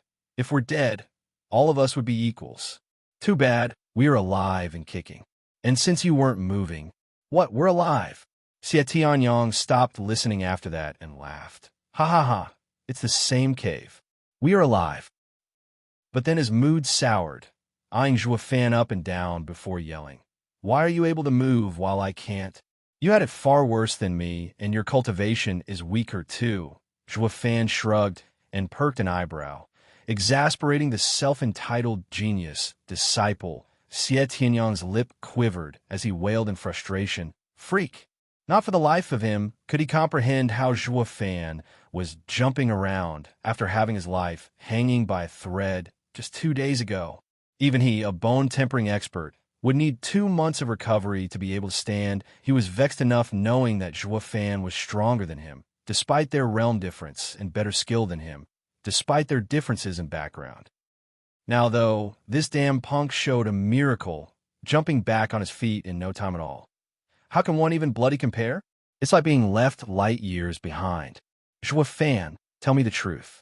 Who the heck are you? Xie Tianyang spat. Zhou Fan lost his smile and patted Xie Tianyang's shoulder. Human, of course, though just slightly above average. Xie Tianyang was pissed off by Zhou Fan's attitude, but his bad state didn't help him vent, and even if he could move, Zhou Fan's array would just splatter him into pieces. This made bitter tears flow down his cheeks. A genius disciple's pride was crushed completely. Nonetheless, Zhou Fan moving about had its upside. He could set up an array to defend them. Xie Tianyang had nothing to say to that. It brought far more advantage with Zhou Fan recovered than if it was him instead. His cultivation only helped protect himself in such a place. Let alone others' spirit stones flew out of his ring, and Zhou Fan set up an ancient first-grade concealing array at that moment. The cave disappeared from this place, and not even a 6th-level spiritual beast would find it. Even if they passed through, the trio could finally heal in peace. Xue Ningxiang woke up 3 days later and was wild with joy knowing that they weren't dead. Then she wondered where those wolves went and why they didn't eat the trio. Xie Tianyang was unclear about this too, but Zhou Fan frowned. Finding a tie to the expert he met in his consciousness, it was in this manner the trio recouped for 3 months. Zhou Fan was back to full health, while Xie Tianyang could now exert 70% of his power. Xue Ningxiang recovered long ago and spent her time playing with the burrowing mouse. Both of them were happy seeing her smile again, thinking of her like a little sister. Xue Ningxiang, too, started to feel more dependent on the two. Whoosh! 100 meters away from the cave, Xie Tianyang hacked a rock as he smiled towards Xue Ningxiang not far away. He clearly recovered to 80%. Xue Ningxiang clapped excitedly alongside the burrowing mouse. Zhou Fan walked over with a smile. Nice power you have there. You should enter the 8th layer of bone tempering stage soon. Didn't you also enter the 7th layer of qi condensation after your wounds healed? Xie Tianyang clipped. Besides, Zhou Fan, how can your eyes be that good to detect me breaking through before I do? Xue Ningxiang waved her hand to placate them. Why are you always arguing when you meet each other? You weren't like this before. Isn't it his fault? Xie Tianyang stuck out his chest and cursed Zhou Fan. After all this time, I still can't forgive this brat for using Ninger as bait. How can I not be pissed? What arguing? I'm itching to give him a beating. Pot calling the kettle black. Who was it that said to dump her and stall the 7th elder? Zhou Fan countered, I never. Xie Tianyang was at a loss, but soon recovered his courage. I didn't know Ninger was so great. All right? Moreover, it's far better than being used as bait. I'm a demonic cultivator. It's normal to be more immoral than a righteous cultivator like you. Immoral? You're a bloody criminal by comparison. Seeing Zhou Fan and Xie Tianyang quarreling over her, Xue Ningxiang gestured for them to stop. Come on, don't argue. It's all in the past. I don't care anymore, so why are you bringing it up? No, I want to give you justice. Xie Tianyang grabbed her shoulders while glaring at the smiling Zhou Fan. It's all right. We are friends who brave through life and death together. It's water under the bridge. Xuanning Xiang showed a smile at the two and extended a pinky. Xie Tianyang smiled wryly and was hesitant in extending his pinky, but he did nonetheless. He was followed by an indifferent Zhuo Fan. The three pinkies touched, and they started to feel warm and fuzzy inside. Finding a close friend in life was hard, but finding one to brave death alongside oneself was even harder from now on. They would never abandon each other, no matter what. Zhuo Fan suspected he'd be hard-pressed to find any closer friends in this life. As they took back their respective fingers, Zhuo Fan smiled.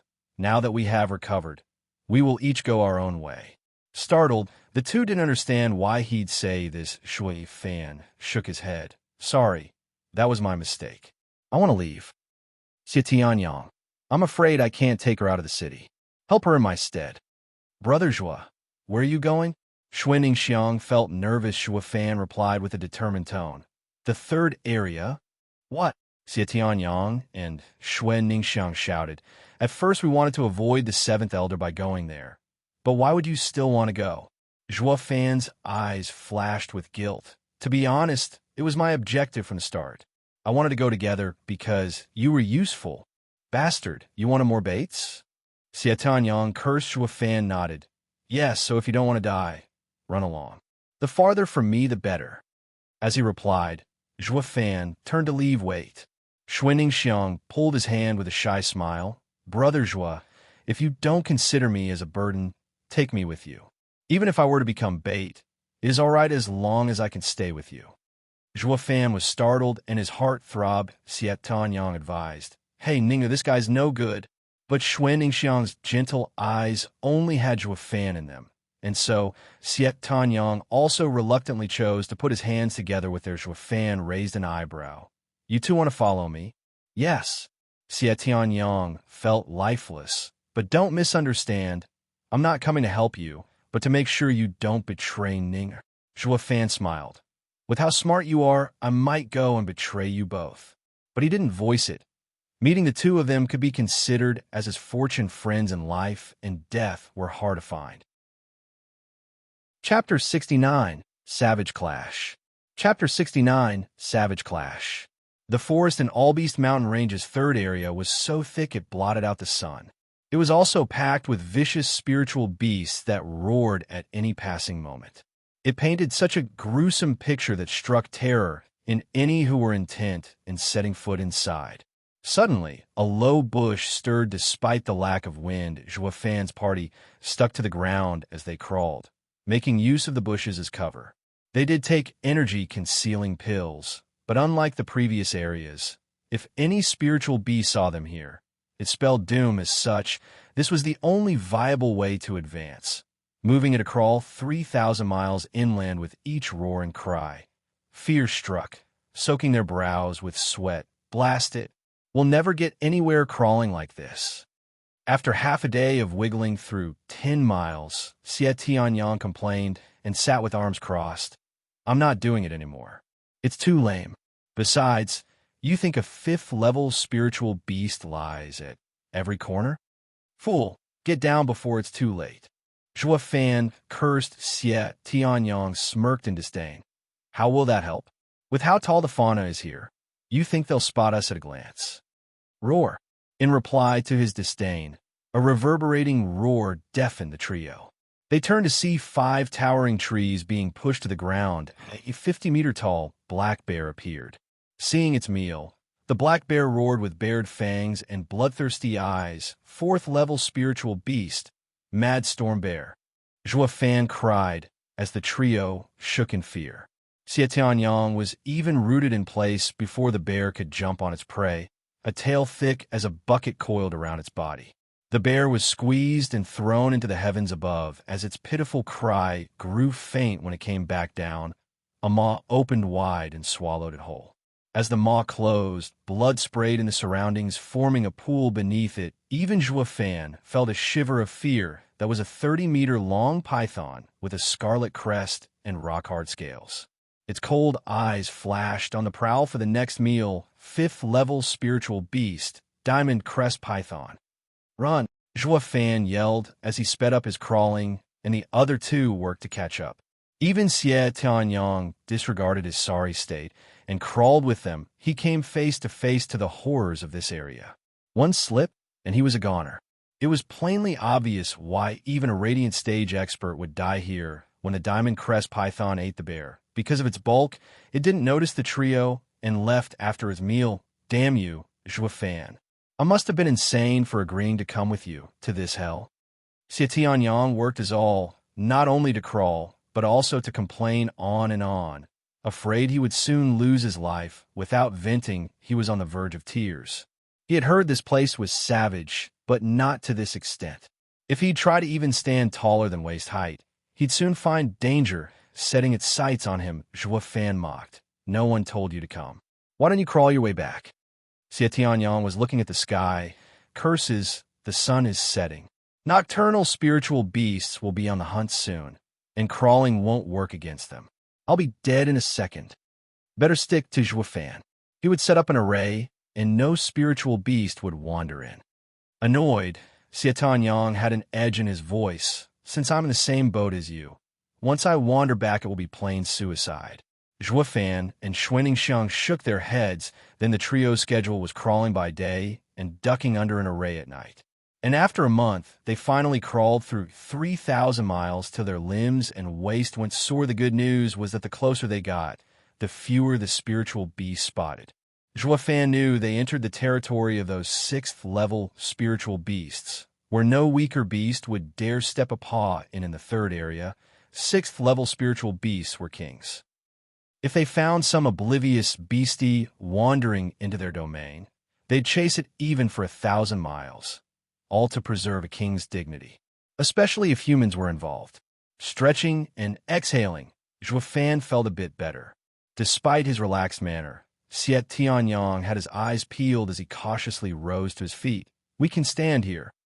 Zhua Fan nodded with a smile.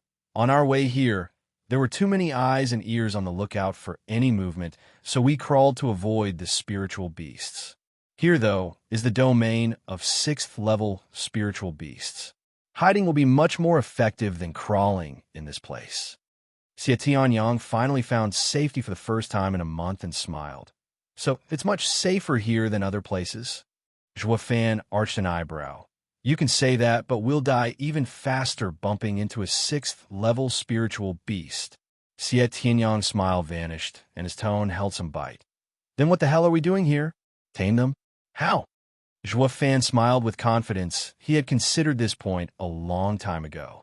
He came to such a deadly place as the third area with a plan. He only needed to slip a bloodworm into the Thunder Skylark, and all was well. But the problem was how rumble. Zhua Fan was cooking up a plan when a sudden noise shook the world. The trio felt the earth shaking beneath their feet. They blinked in shock. This had to be from another devastating clash of spiritual beasts. But throughout their crawling, never had they heard a sound so loud. Not even when 2 5th-level spiritual beasts fought, there could only be one answer. 6th-level spiritual beasts. They shouted in unison. It seems to be coming from that direction. Zhua Fan ran straight for it, while Xie Tianyang yelled nervously. Those beasts will tear you to pieces. Zhua Fan smirked. If one of them was the Thunder Skylark, it'd be perfect. He'd lay in wait and make use of the perfect opportunity to strike. Xuaningxiang remained quiet and followed him closely. Wherever Zhua Fan went, she would be close by. So, Xie Tianyang had no choice but to join them 15 minutes later. The trio heard a thunderclap in the sky, and the roaring flames. The three huddled behind a large rock in a small valley and peeked above. But the sight took their breath away. 2 spiritual beasts flew high up. Both 6th-level spiritual beasts. One was a deep blue color bird with a 15-meter-long body and a wingspan of 20 meters. Lightning traveled along its body as it cracked the air despite being smaller in size. Even compared with a 5th-level spiritual beast, its every wing beat covered the sky in lightning and wind blades that struck the rocks in the valley to pieces. A 5th-level spiritual beast would be crushed by such display. Thunder Skylark. Zhua Fan squinted. He didn't lie to me. Thunder Skylark's nest is here. He then turned to the other spiritual beast. It was a flying lion wreathed in scarlet flames. Its mane was on fire, and it had 30-meter long wings of flames, half as long as his body. A flap of its wings sent fire to engulf the skies and burn the whole valley to a crisp 6th-level spiritual beast, Flaming Lion King. Zhua Fan's heart tightened. The Flaming Lion King was as powerful as a 7th-level spiritual beast, putting the Thunder Skylark at a disadvantage. He had thought that if the Thunder Skylark was tangled with another 6th-level spiritual beast, he'd play the fisherman and make the bird swallow a bloodworm during the confusion pity that it was facing Flaming Lion King. The Thunder Skylark would likely be defeated and killed, but wouldn't that bore a large hole in his plans? No, I have to help it. But how? This savage battle is no different than a Radiant Stage expert's fight. Getting involved will only get me killed. Boom! As Zhua Fan was musing a plan, the two beasts clashed again. Flaming Lion King spat a fireball, while Thunder Skylark sent a thunderstorm with a flap of its wings, intending to crush it, but then Flaming Lion King rammed its huge body into the frail Thunder Skylark. The bird cried out and tumbled around in the air. Zhua Fan secretly sighed. Sure enough, the Thunder Skylark was just as adept at using her attribute like the Flaming Lion King, but her body lacked power. In contrast, it would die if this went on. Big brother Zhua, can you help the poor birdie? Xuanning Xiang turned her puppy eyes to him. Zhua Fan was this close to spewing blood, birdie?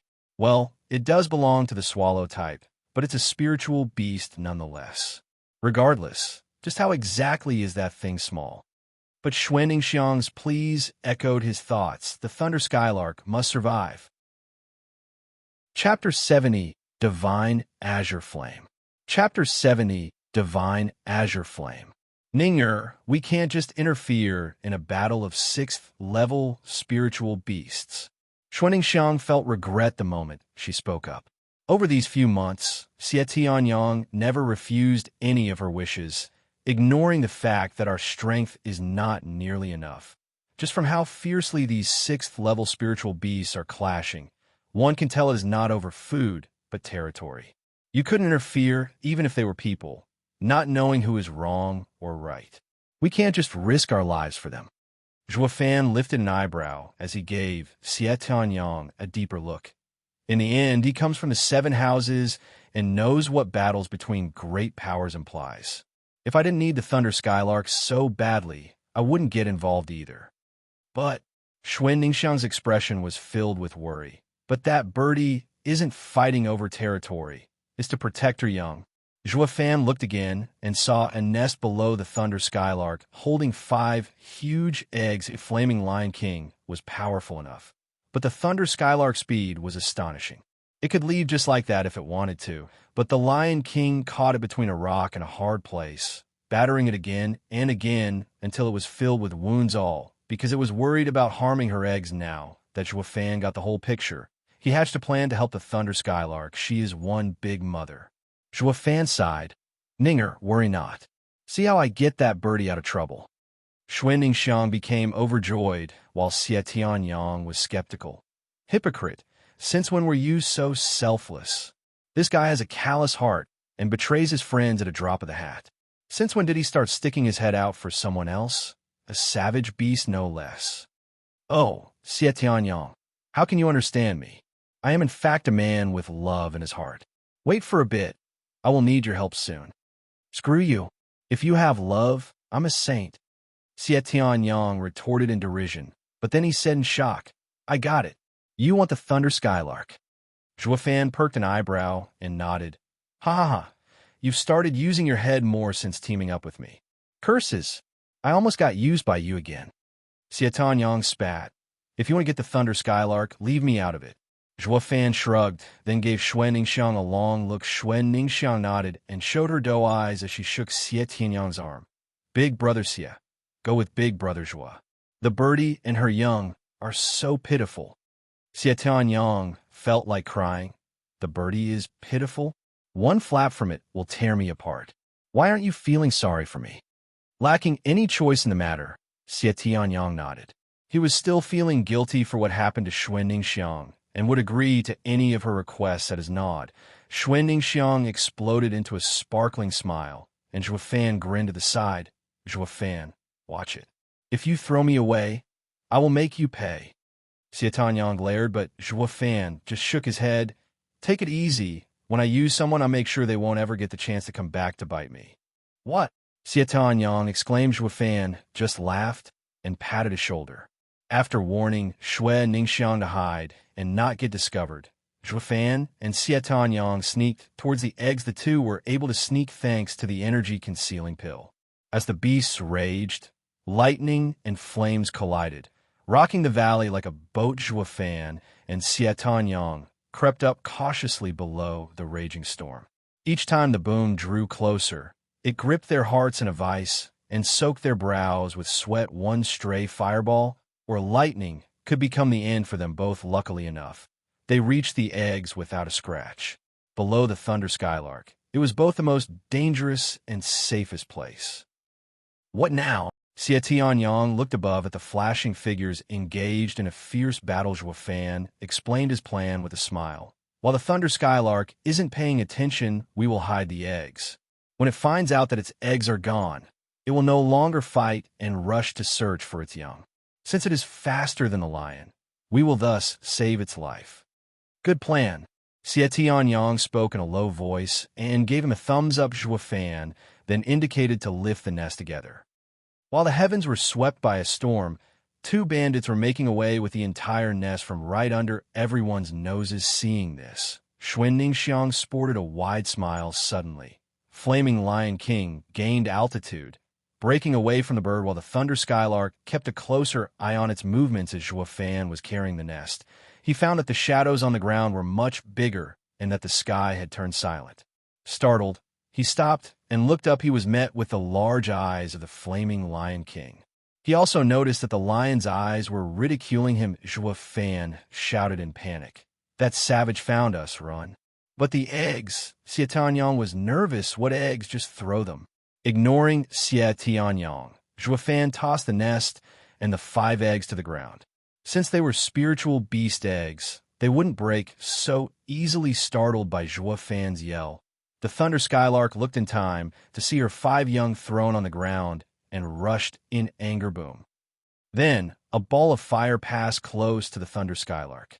The Flaming Lion King wasn't aiming for it, but the 5 eggs. With a cry, the Thunder Skylark flew like lightning and used her body to block the fireball. Zhuo Fan let out a mental sigh.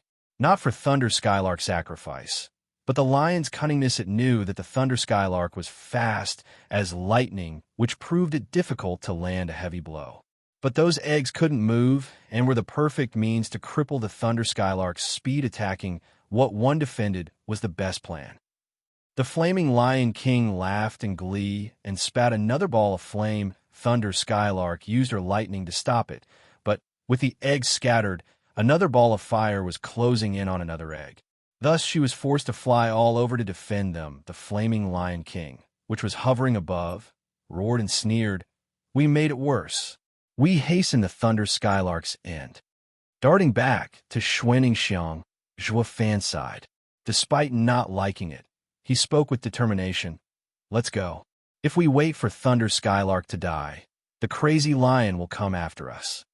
Zhuo Fan and Xie Tanyang grabbed Xuan Ningxiang's arm, but she stood rooted to the spot, watching the Thunder Skylark darting to and fro. As tears fell down her cheeks, Zhuo Fan sighed. He had no way to help the bird now. Let it go, Ninger. We need to leave. Zhuo Fan furrowed his brows and urged, but Xuan Ningxiang shook her head. Boom. After fending off 24 fireballs, the Thunder Skylark let out a mournful cry and fell tired and wounded in a large crater. The Flaming Lion King charged with its claw, aiming for the bird's throat. No. Xuan Ningxiang broke away from the two's grasp and rushed to defend the Thunder Skylark. The cold wind from Flaming Lion King's attack fanned her fine black hair, but her eyes remained unwavering. Zhuo Fan and Xie Tanyang rushed over. Alarmed, both forgot that they would soon be 2 more corpses added to the pile, that it wouldn't make a difference. Even Zhuo Fan lost his calculated mind. The 3 only knew to not abandon the other. Ninger, I will accompany you in death. Xie Tianyang roared as he threw himself in front of her. Zhou Fan flashed in front of the two, but his eyes were fixed on the flaming Lion King. He was the demonic emperor.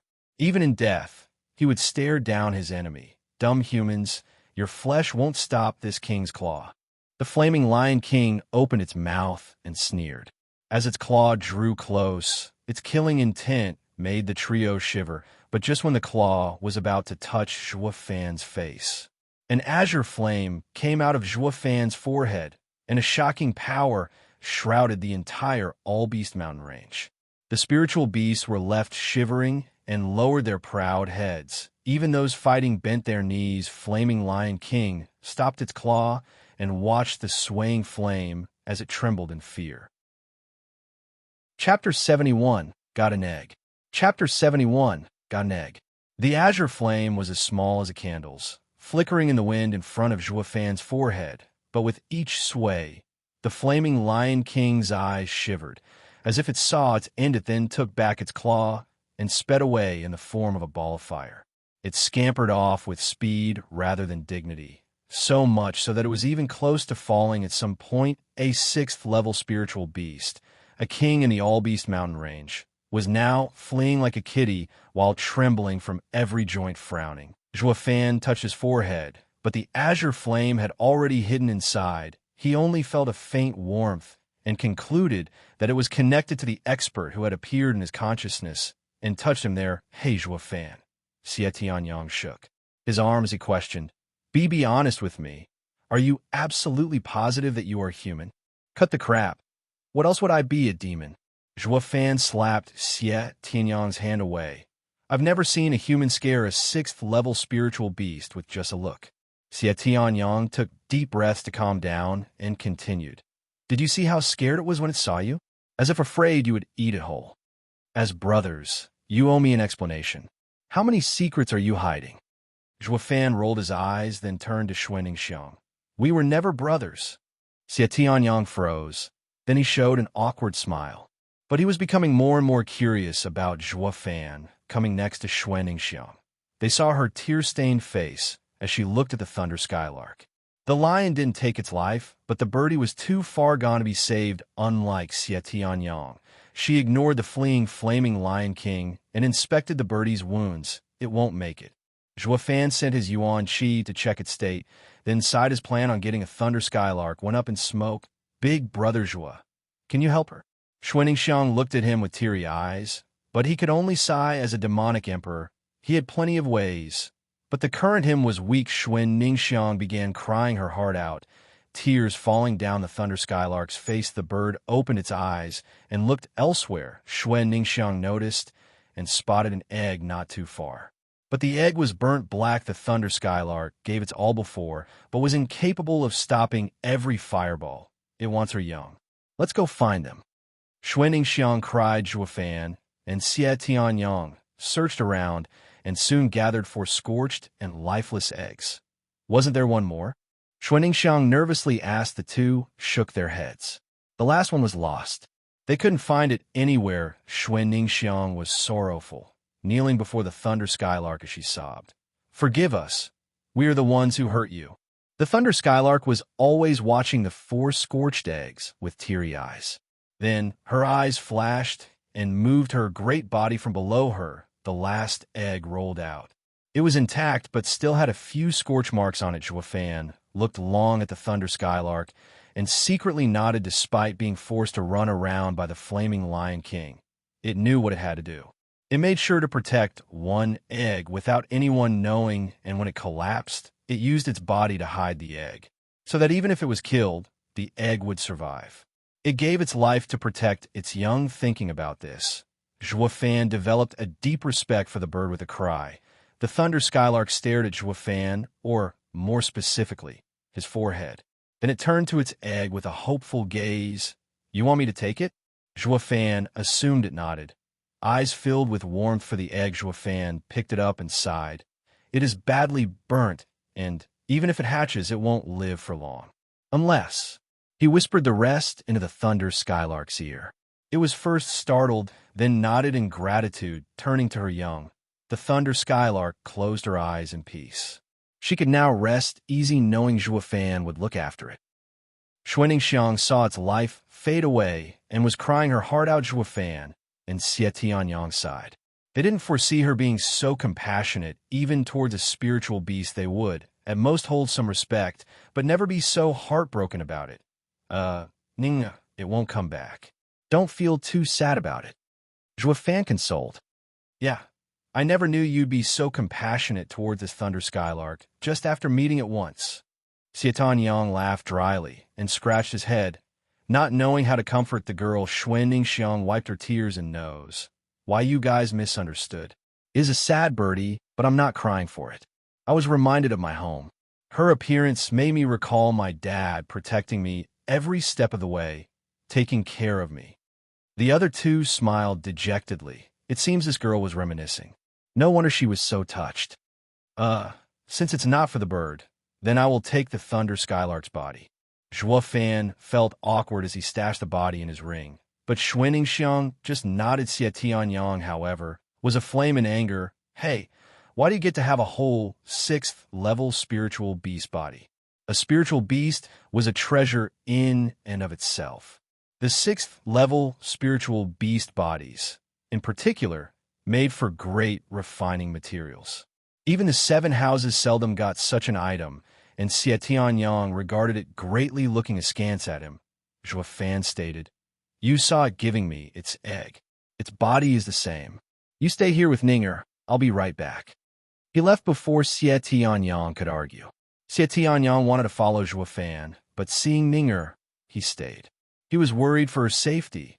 Leaving her all alone in the woods was not wise, though it made little difference if he was there too. Whoosh.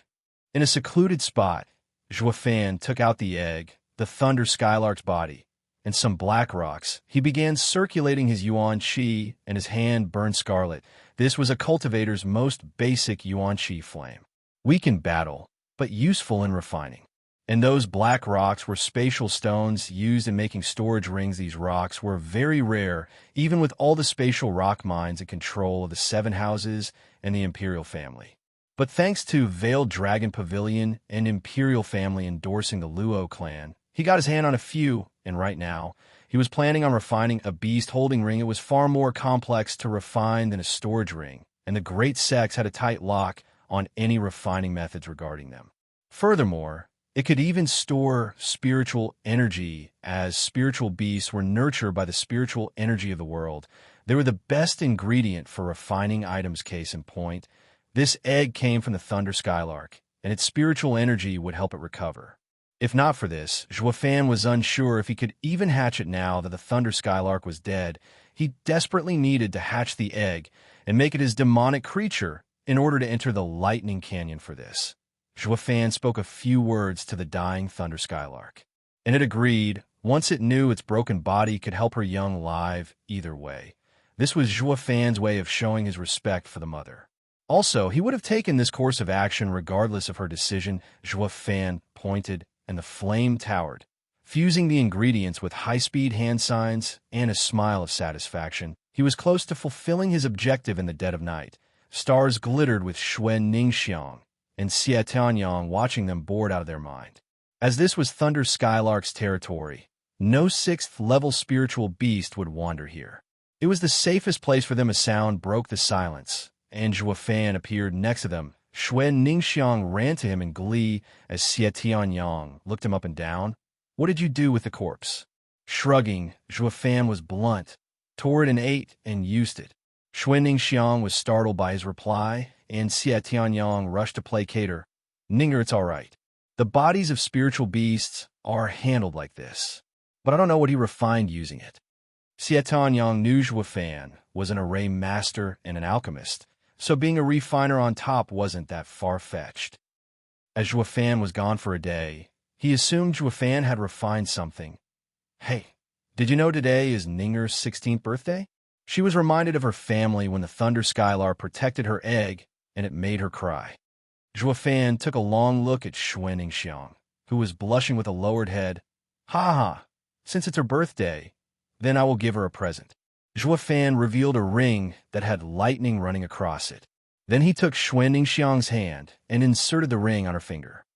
This is the storage ring I refined from the thunder skylark, thunder ring.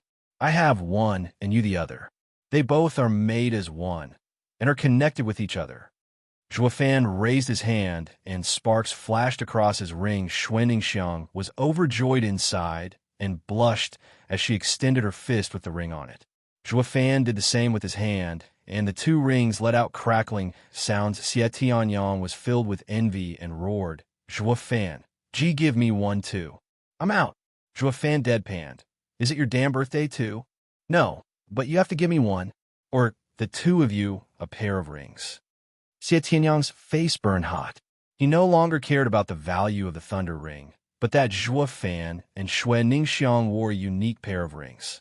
Seeing through him, Zhuofan sighed inwardly. "We've been through thick and thin together, so of course, I have one for you." Zhuofan then tossed him a ring. Xie Tianyang put it on in glee, then made a fist bump with Xuan Ningxiang. Each of them got a thunder ring, which would only react when another was around. Zhuofan spoke seriously. "What gift did you give me?" Xie Tianyang started and scratched his head from having nothing of value on him. Suddenly, he turned to the burrowing mouse and pointed. "Ning'er likes playing with it, so I'm giving it to her. Get lost. It has long stopped being yours." Zhuofan jabbed. Xie Tianyang snapped in anger. "Isn't it all you're doing?" The two began quarreling, while Xuan Ningxiang stood content at the side with a smile, absent-mindedly looking at the thunder ring. She wished the time would stop so that the three of them would stay worry-free after a long night. They began their trek back first thing in the morning, but 10,000 miles out, a huge bird had its eye on each and every movement of theirs. Blue flames wreathed its body, and with every flap of its wings, it flew deeper into the All-Beast mountain range. Chapter 72, Shui Clan Patriarch. Chapter 72, Shui Clan Patriarch. The trio returned to the second area, using the same method as before. Then they soon arrived at the first area. With the first step into safety, their hearts started easing up. Their thunder rings flashed with lightning from how close they were. All that's left is to leave Blue Expanse City, and we'll be safe. Zhuofan looked in the city's direction with a smile, although he didn't obtain the Thunder Skylark. He earned much more, its egg and two dear friends in life and death moments. Xuan Ningxiang, however, was frowning, worry plaguing her heart. "But we offended the seventh elder. Won't he set a trap for us?" "Unlikely," Zhuofan stated. "He must have spared our lives because another greater danger was looming overhead, forcing him to flee. He must be thinking we've died at the hands of that scary thing." "Thing? What thing?" Xie Tianyang asked. Zhuofan only shook his head. He was out like a light at that time and was unclear what happened. But when he woke up, he saw the destruction around him and came to this conclusion. As for why they were luckily spared, ask heaven. In any case, sneaking out of the city is easy. Zhuofan smiled. "Ning'er, what will you do after we leave?" "I don't know." Xuan Ningxiang turned gloomy, but then she looked up at Zhuofan. "Big brother Zhuo, I'll just go with you." Zhuofan started while Xie Tianyang became flustered and said, "Ning'er, how about you come with me to Sword Marquis's abode? Not only will your clansmen not come for you, but even Hell Valley's people wouldn't be able to take you from us."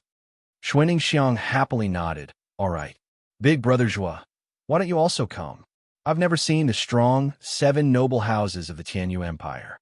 Xie Tianyang wasn't too pleased about it, but since Ning'er was happy, he also relented. "Zhuofan, for Ning'er, I will extend an invitation to visit my house as a guest." Zhuofan looked at them for a moment and shook his head. "I cannot. I have other places to be. If fortune smiles, we will see each other again." The two were startled and hesitant about parting, though Xie Tianyang and Zhuofan were like fire and water. Arguing every day, they went through hell together and came out as brothers. "Hey, I truly welcome you to my house. Think of your brother, me, and come." Zhuofan snickered. "I already said we aren't brothers." "Sai, how can you?" As Xie Tianyang was about to laugh it off, a crack was heard and a sudden pressure pushed down on them. "No one is allowed to leave." Whoosh! A black figure appeared with long black and white hair. His long goatee fluttered in the wind, and his eyes flashed as they landed on the trio. Profound heaven expert. Zhou Fan and Xie Tianyang were startled and protected Xuan Ningxiang with their bodies. Is it an elder from Hell Valley? I've never seen him, Zhou Fan and Xie Tianyang whispered. What was certain, though, this old man wanted to wring them dry, but then Xuan Ningxiang jumped out from between them and walked cautiously towards the man. Grandfather! Xie Tianyang was stumped while Zhou Fan asked with a frown. Your Shui clan's only profound heaven expert, Shui clan's patriarch, Shui Dingtian. Turning a blind eye to the rotten kids in front, Shui Dingtian looked over Shui Ningxiang. Ninger, where did you run off these months? I looked all over for you. Shui Ningxiang hung her head in guilt and mumbled, Sorry for worrying you, grandfather. Shui Dingtian sighed and tousled his dear grandchild's hair, then spat. Did any of these runts misbehave? Shui Ningxiang knew where this was going and was embarrassed. Grandpa, what are you saying? Humph, then all is good. Shui Dingtian rolled his eyes over Zhou Fan and Xie Tianyang. Who was it that hurt my grandson, Shui Gang? Xie Tianyang didn't miss a beat in exposing Zhou Fan. I only met Ninger after. I never saw your grandson. Rolling his eyes, Zhou Fan could only blame his poor luck and friends. I didn't know he was Ninger's brother. So, please forgive the offense, senior. Then you eloped with Ninger? Shui Dingtian questioned Zhou Fan. What elope? Xie Tianyang cried with a start and grabbed Zhou Fan by the clothes. Zhou Fan, explain it to me. Since when were you so close with Ninger? Shui Dingtian glanced at Xie Tianyang and turned towards his granddaughter. Who is that kid, to be even more pissed than me? Xuan Ningxiang glared at her grandpa, then hid her flaming cheeks with her hands. Grandpa is getting old. How could he mention something like that out of the blue? She was complaining inside, but her eyes sneaked a peek at Zhou Fan. Wait, don't misunderstand. I only asked Ninger to show me the way and nothing else. Zhou Fan gesticulated while shouting. Only then did Xie Tianyang stop. Shui Dingtian stared down Zhou Fan, but seeing no lies, he spoke. Good, in that case, I won't be hard on you on account of your time with my granddaughter. Come, Ninger, let's go home. Shui Dingtian pulled her, but Shui Ningxiang turned to the two behind her. Xie Tianyang was getting anxious. Wanted to stop them. Wait.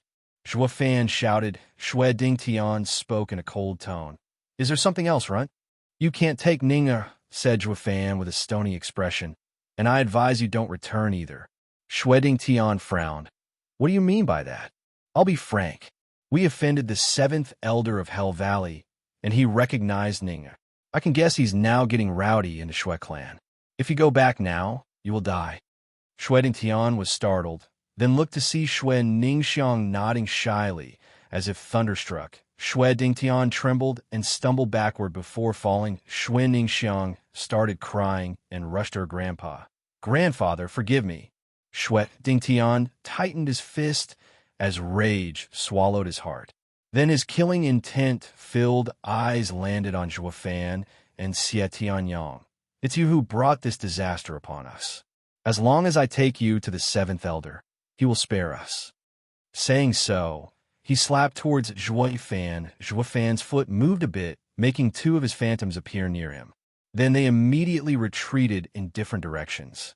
Shui Dingtian scattered the 3 retreating figures to dust with a wave of his hand, but the real one wasn't among them the next moment. Zhou Fan came from behind Shui Dingtian and attacked with a bloody hand blood palm. Startled, Shui Dingtian felt his blood vessels boil.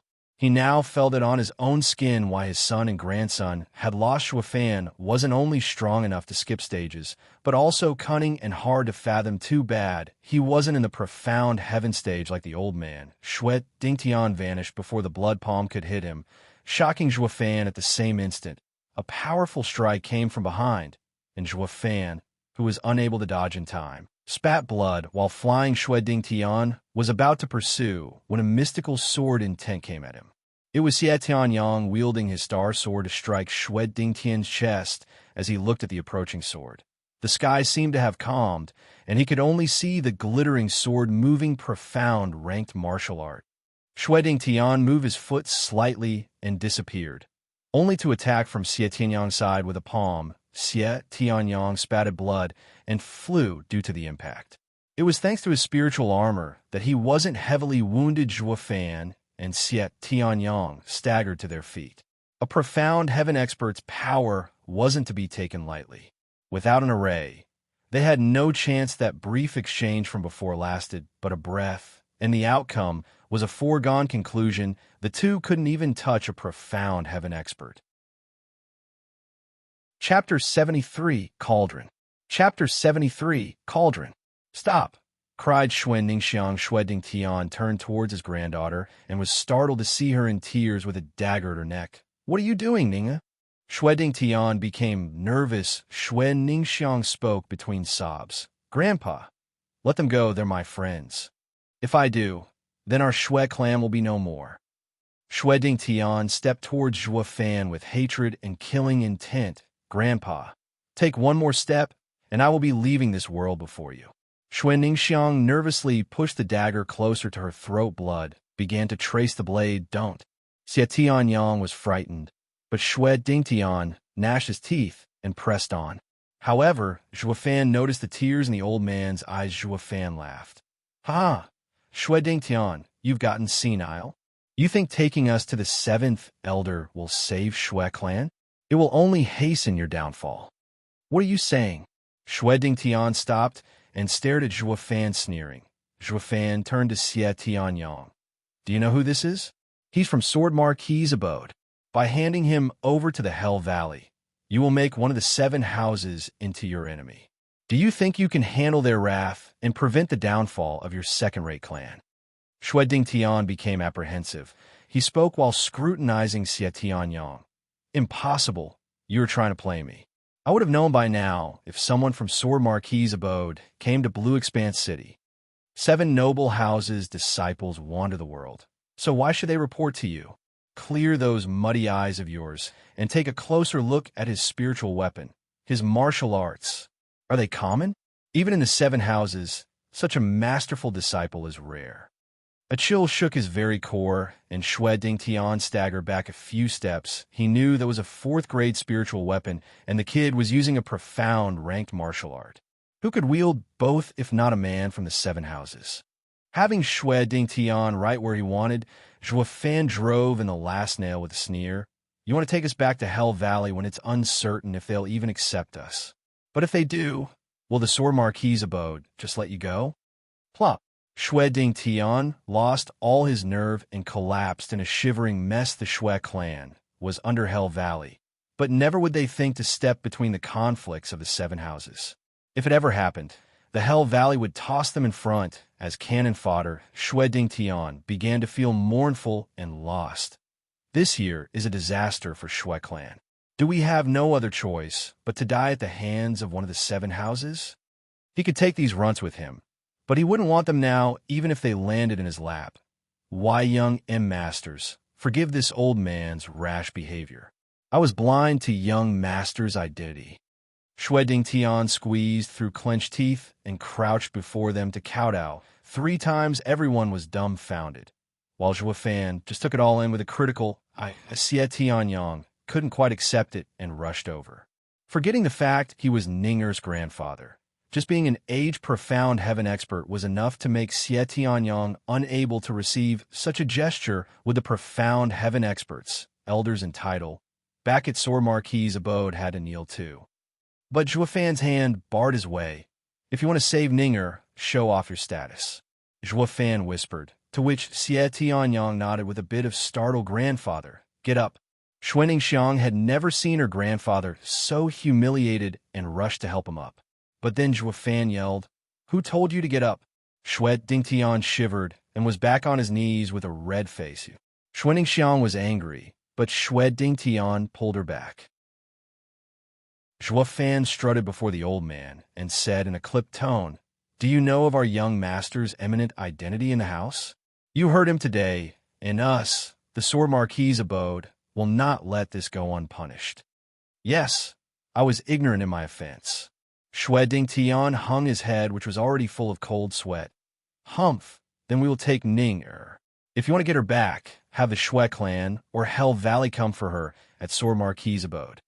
Wait, Zhuo Fan was about to leave when Xue Dingtian grabbed his ankle. It doesn't matter if Ning-er offended the 7th elder, but she cannot leave. or the Shui clan will be dead for good. I cannot accept it, even if it means offending Sword Marquis Abode's young masters. Frowning, Zhuofan eyed him thoughtfully and saw the staunch resolve in his eyes. Maybe. Ninger. Zhuofan's eyes flashed with killing intent. He snatched Xie Tianyang's star sword and stabbed at the old man's chest. No. Shui Ningxiang panicked and threw herself before Shui Dingtian, stopping Zhuofan's attack just in time. Damnable and crazy punk. Xie Tianyang came to and took his sword. I thought you were just scaring the old man. Not being serious. He is Ninger's grandfather. Zhuofan spoke coldly. If you were to choose who dies, who will you pick among the two? Of course it's... Xie Tianyang hesitated as he got caught in a dilemma. Shui Ningxiang didn't understand what was going on between her grandfather and Zhuofan. Shui Dingtian. What do you need Ninger for? Zhuofan spoke harshly. Shui Dingtian sighed.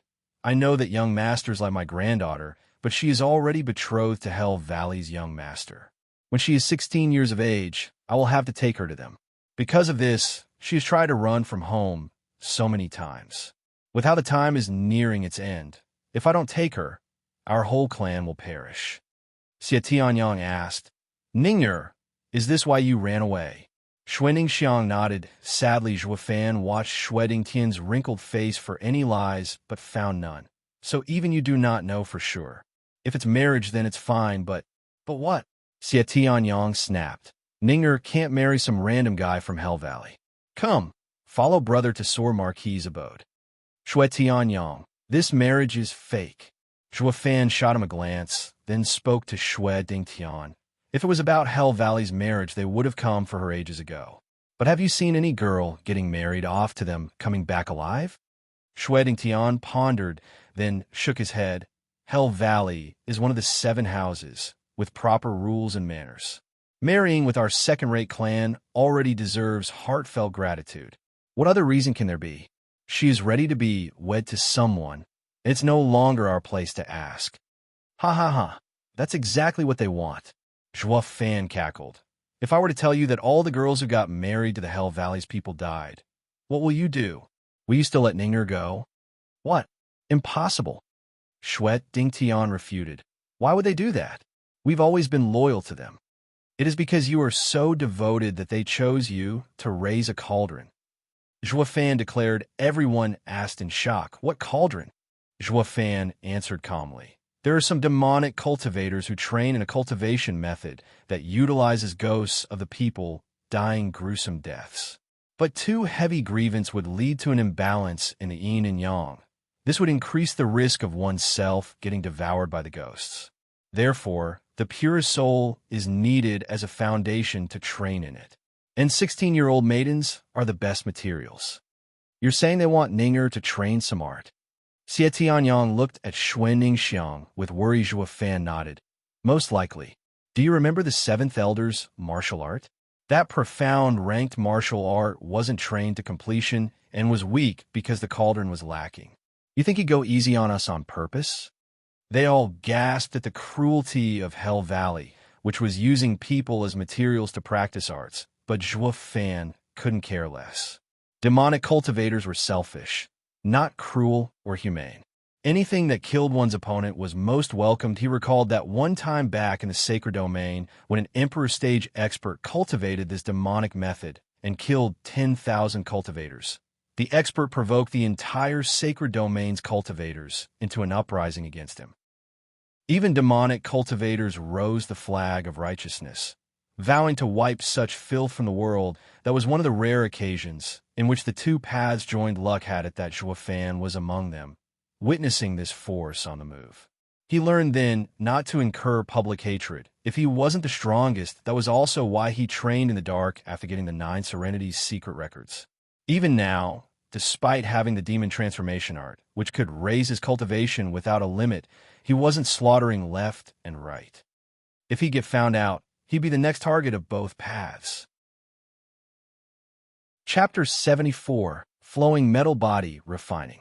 Chapter 74, Flowing Metal Body Refining. The silence was deafening. It was so quiet that only cawing was heard. And even this noise only worked to darken the mood. Ning.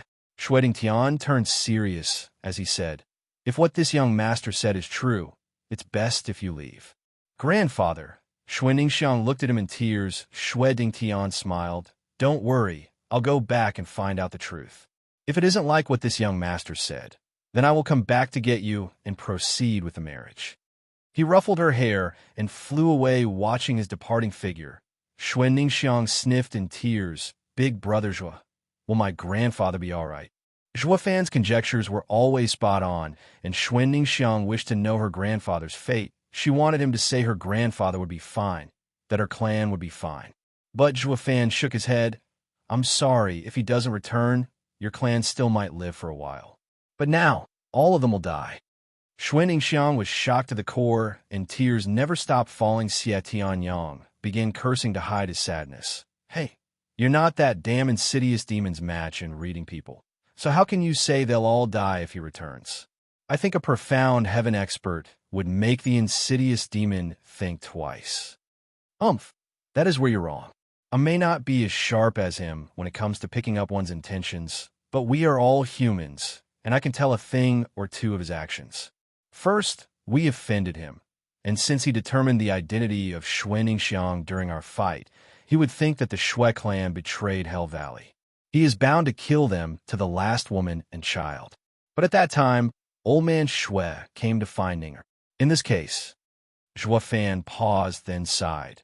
Until he knew the whereabouts of the profound heaven expert, he would keep them alive to draw your grandfather. Once old man Shui returns, there will be nothing holding him back. Bullshit. A profound heaven expert is an elder in the 7 houses. I don't believe he has such nerve to slaughter a profound heaven expert's entire clan. Xie Tianyang saw Shui Ningxiang's expression turn darker and darker and roared at Zhua Fan. Zhua Fan shook his head. Exactly because Shui clan has a profound heaven expert, he would wait for Shui Dingtian to return before wiping them all off. In addition, you're wrong about something. A profound heaven expert is not strong at all, but a free one is. Why do you think he kneeled before us? He didn't do it for the 2 of us, but for the Sword Marquis's abode behind you. He didn't kneel for himself either, but for the Shui clan. If he were a rogue cultivator, free of responsibility, killing us would be a matter of fact. But Xie Tianyang wanted to retort, but found nothing to refute him with. He knew of this all too well, but the sorrowful look on Shui Ningxiang pushed him to find her some solace. But Zhua Fan's words stabbed Shui Ningxiang's frail heart like a dagger at this point. Xie Tianyang wanted to punch him. "All right, stop fighting." Shui Ningxiang shouted, "Big brother Zhua, I know what you said is reasonable. Tell me then, if I go back as a cauldron, can I save my clan?" Xie Tianyang was appalled. "Ninger, don't." Zhua Fan looked her in the eye, but all he saw was an unwavering will and nodded. Even the magnificent and grand 7th Elder of Hell Valley has no other way to train in that martial art.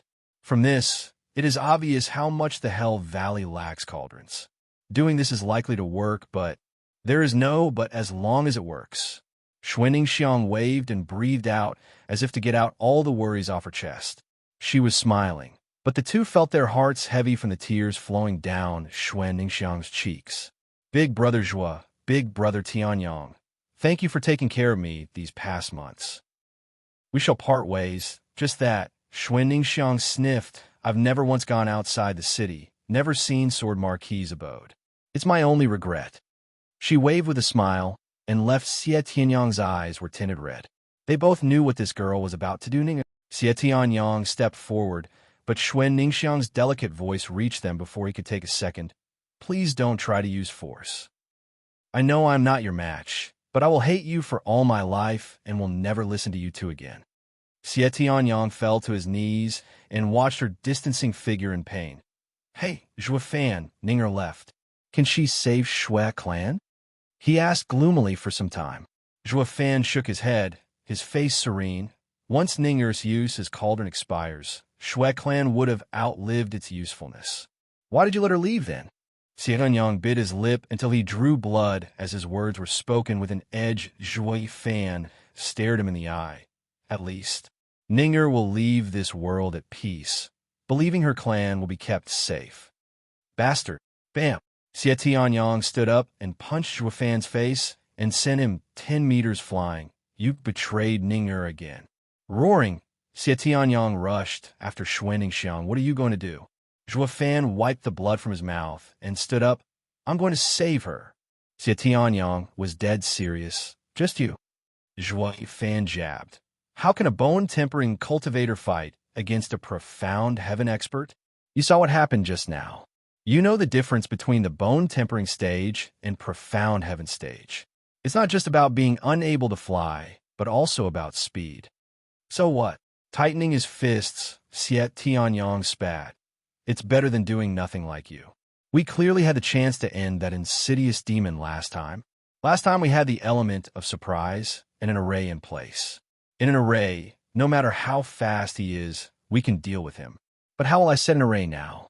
Are you telling me to set one right under his nose, then ask him to kindly step inside? Xie Tianyang understood the meaning behind Zhuo Fan's words, but couldn't accept his manner. Ning'er fought through life and death with them, and now Zhuo Fan was just going to sit there and do nothing. Zhuo Fan, I always knew there was no worth in trusting you. But as a man, good or bad, they are duty-bound to fulfill their promise. You promised to take Ning'er out, and if you don't, you'll be nothing more than a coward. Roaring, Xie Tianyang sped up in his rush. If you go, you can only watch, powerless to do anything. I will still go. I would rather die than be a coward.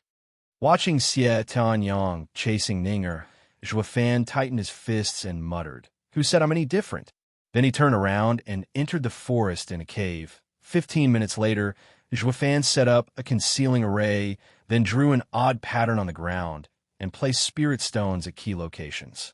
Then he spread diamond sand across the entire pattern finally. His hand flashed, and a pair of wings with streaks of lightning across them appeared in the center of this pattern.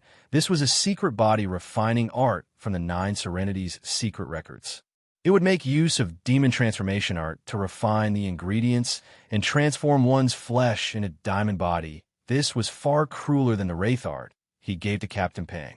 Wraith art was a cultivation method for humans to refine their body, but this secret art treated the human body as a medium in refining it, just like a demonic treasure. The results were outstanding, of course, invincible and tough as steel. But the process was excruciating, 1,000 times more miserable than the wraith art. To imagine, this process involved cutting one's body inch by painful inch if one wanted to refine his body with ingredients suited for demonic treasures.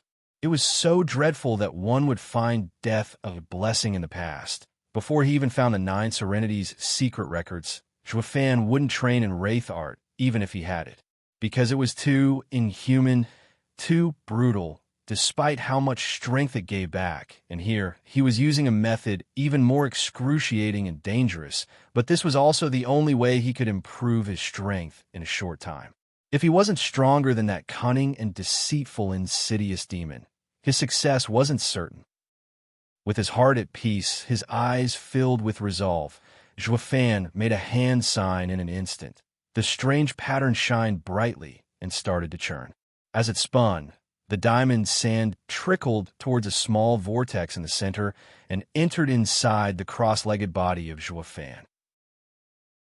Chapter 75, Spirit and Body Refining.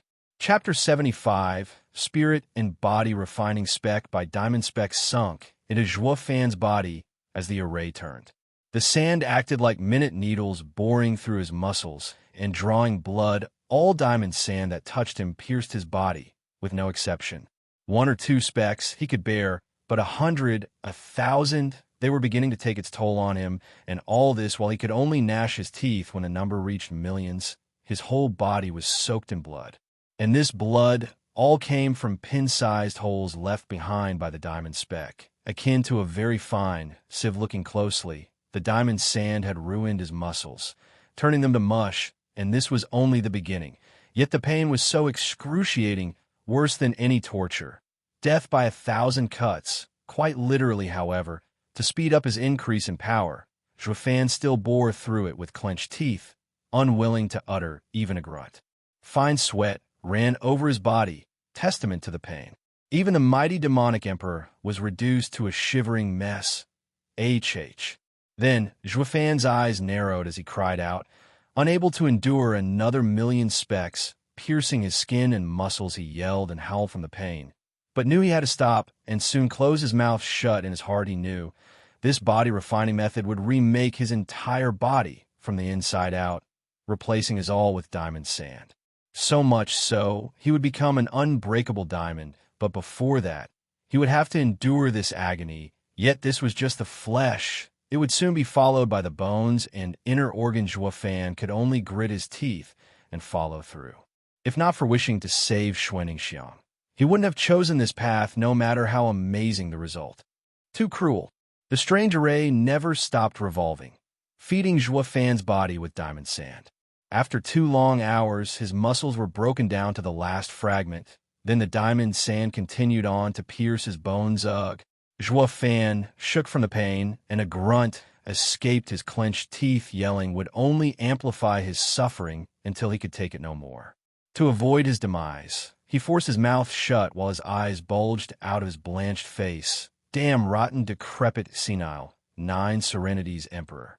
How the hell did you come up with this insane refining method?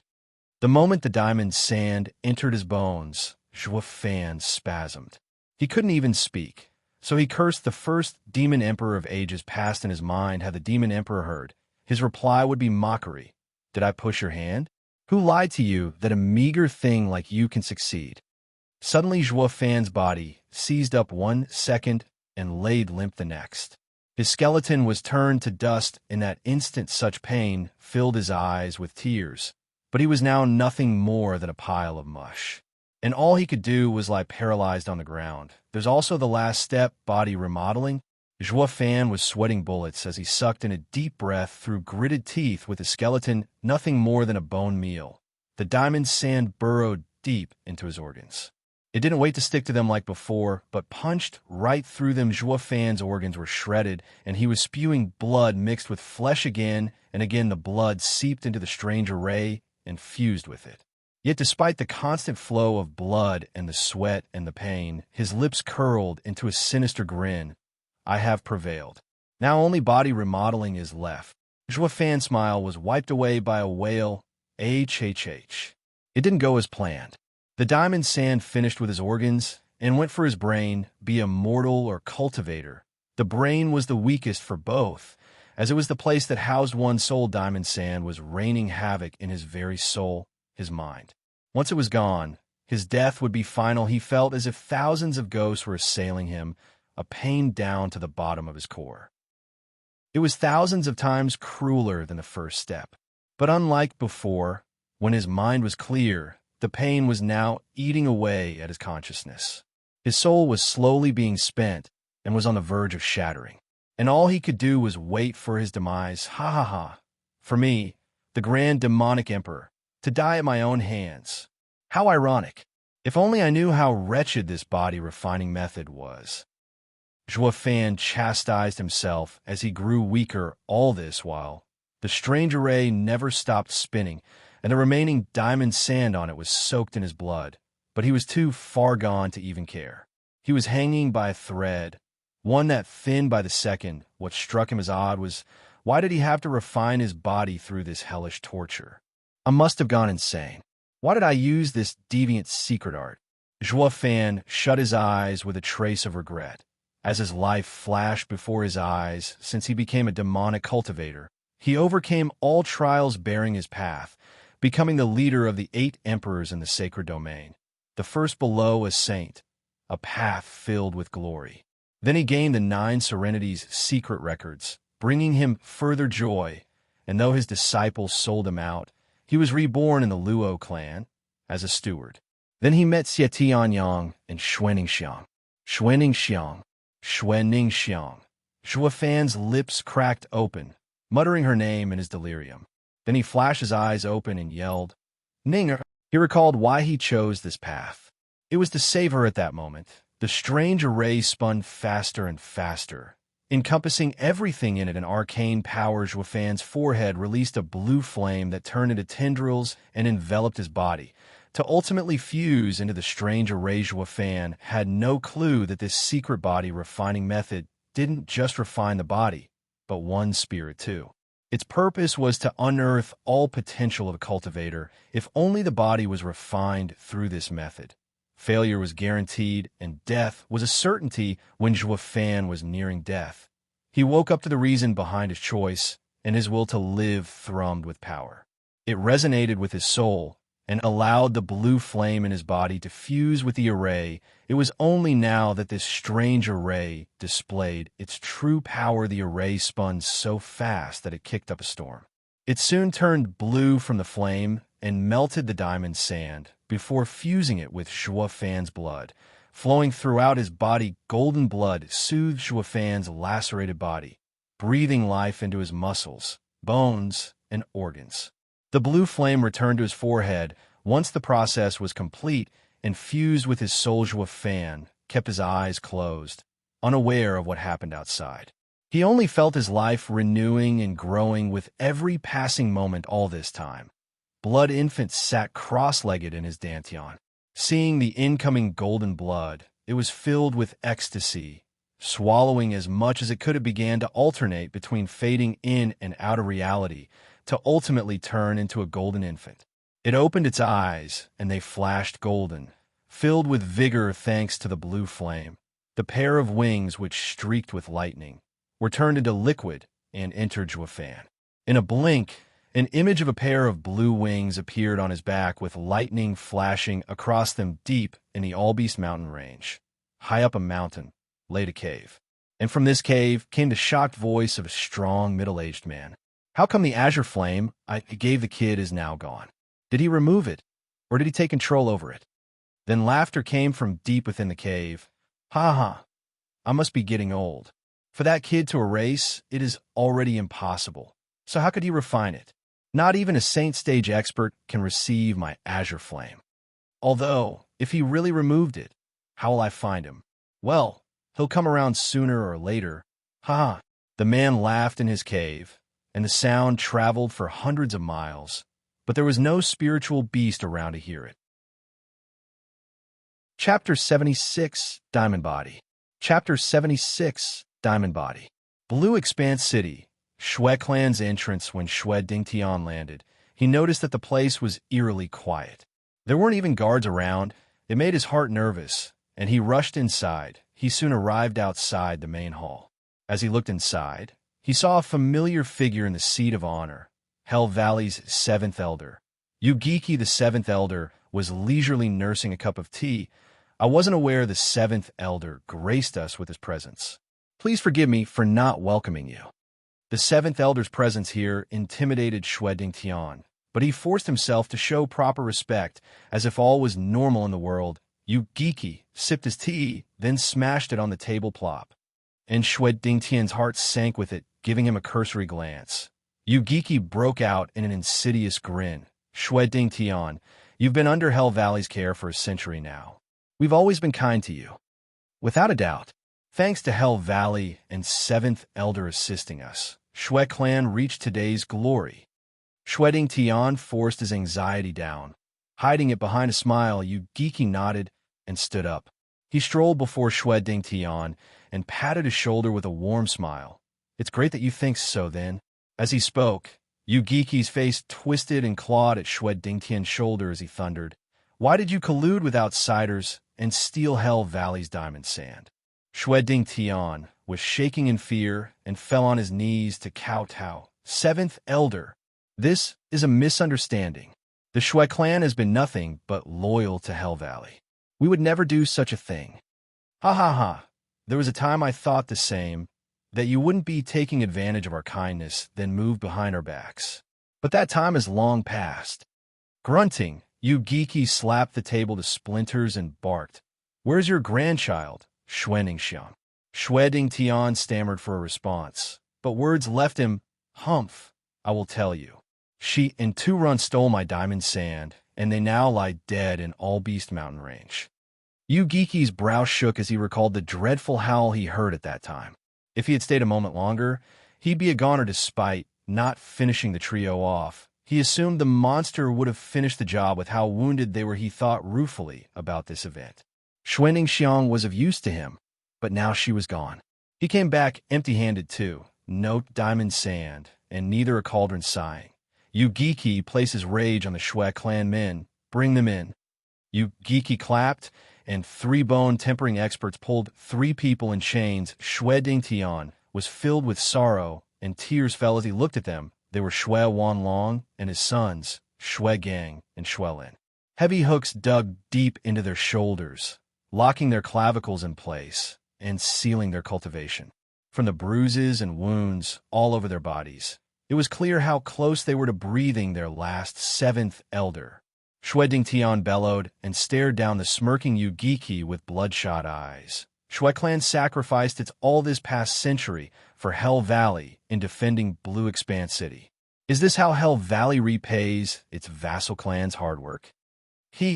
Your second-rate clan is nothing but garbage. Hell Valley can have as many as it wants. To me, you're no vassals, but somewhat useful watchdogs. We throw you a bone, a reward, and you should be skipping around in joy. When a dog starts raising questions to his master about getting credit for its hard work, it must be put down. Yu Giki cackled, unable to bear Yu Giki's mockery any further. Shui Dingtian clenched his fist and unleashed his fury, exerting his pressure as a profound heaven expert. He pushed back the 3 bone tempering experts around him, while Yu Giki just watched on with naked killing intent. It seems that the watchdog wants to take a bite out of its master. Then it's time to replace it. Yu Giki, in his entire life, this was the first time Shui Dingtian uttered the 7th elder's taboo name out of sheer rage. Let me ask you, isn't Ninger's marriage just a cover to use her as a cauldron and practice martial arts? Yu Giki looked at him in surprise before laughing. Ha! I used to look down on you every time, but look at how smart you are. We've been at it for so long, yet you're the only vassal clan that figured it out. So that's why you defected. It's all for a silly girl. Bastard! Shui Dingtian's fury exploded and rushed with his entire Yuan Qi laid bare. I'll kill you. Yu Giki sneered, sidestepping Shui Dingtian's palm and delivering an attack of his own bam. The hit on his chest upset his blood flow, and Shui Dingtian spat blood. As he tumbled backward, Yu Giki made use of Shui Dingtian's prone condition and delivered 2 more palm attacks. Shui Dingtian felt his chest burning, and he spurted blood like a fountain. Ha ha! Shui Dingtian, you think you have what it takes to kill me? You're nothing but a greenhorn profound heaven stage cultivator that just broke through while I am in the 3rd layer. You are at the bottom, and I am at the peak. You will never overcome this chasm. Yu Giki then dealt another palm attack with bloodthirsty eyes. Old coot die, but go in peace, knowing that your son and grandsons will follow you. Powerless to do anything, Shui Dingtian closed his eyes, awaiting the final strike. Such an ending, he never wished for his Shui clan. But at the very least, his dear granddaughter escaped this calamity. Shui Dingtian was relieved that Yu Giki assumed her to be dead and wouldn't search for her. Stop! A high-pitched cry was heard, and Yu Giki stopped his attack midway. Looking ahead, he saw Xuan Ningxiang at the gate. Holding a dagger to her neck. You're alive? Yu Giki was in shock. His sole reason for coming to this clan was to have her as a cauldron. Shui Ningxiang took in the sight of her suffering family, her grandfather beaten to a pulp, and her eyes teared. She only had hatred towards Yu Giki for his cruelty, dagger inching at her throat. Shui Ningxiang threatened, if you still want me as a cauldron, release them, or I will take my life right here and now. Yu Giki mocked. Ninger, get off your high horse. We do need you to practice martial arts, but you aren't irreplaceable. You have nothing to bargain with. Shui Ningxiang was startled and worry gnawed her heart, but she recalled Zhuo Fan's analysis and showed her white neck as she mocked. 7th elder, you can't lie to me. I know Hell Valley lacked cauldrons. I know my value. Since you do not care, then I will die along with my family. Shui Ningxiang then traced her dagger along her neck, and blood trickled. Ninga no. Stop! Shui Dingtian and Yu Giki cried at once. Shui Ningxiang looked down on Yu Giki, 7th elder.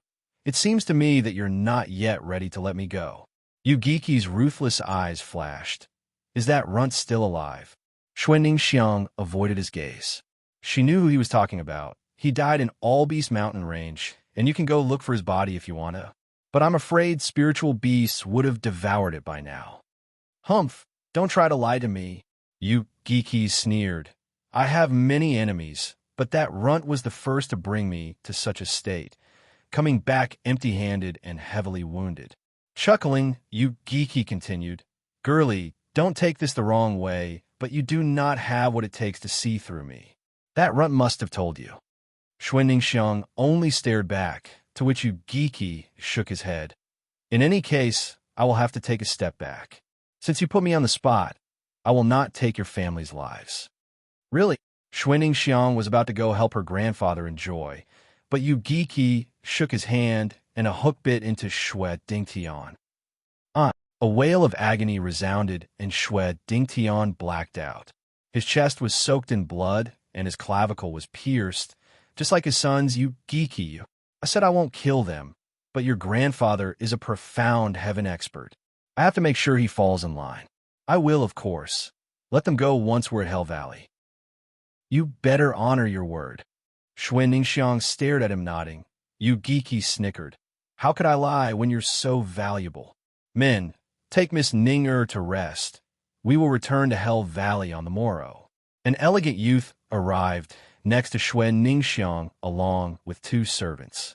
Zhuo Fan would have recognized him in an instant.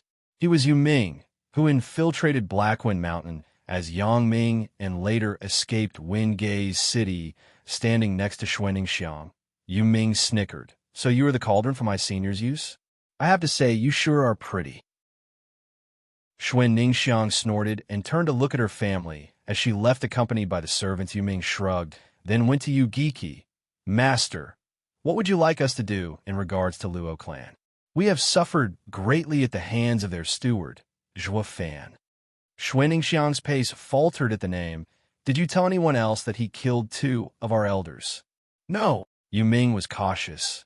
Even if I do, no one would believe me. Ha ha ha, I didn't believe it either.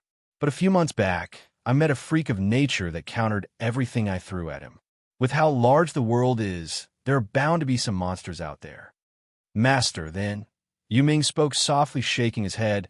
Yugiki's eyes flashed with killing intent. We will deal with this runt first, then think of a way to end that Zhuo Fan.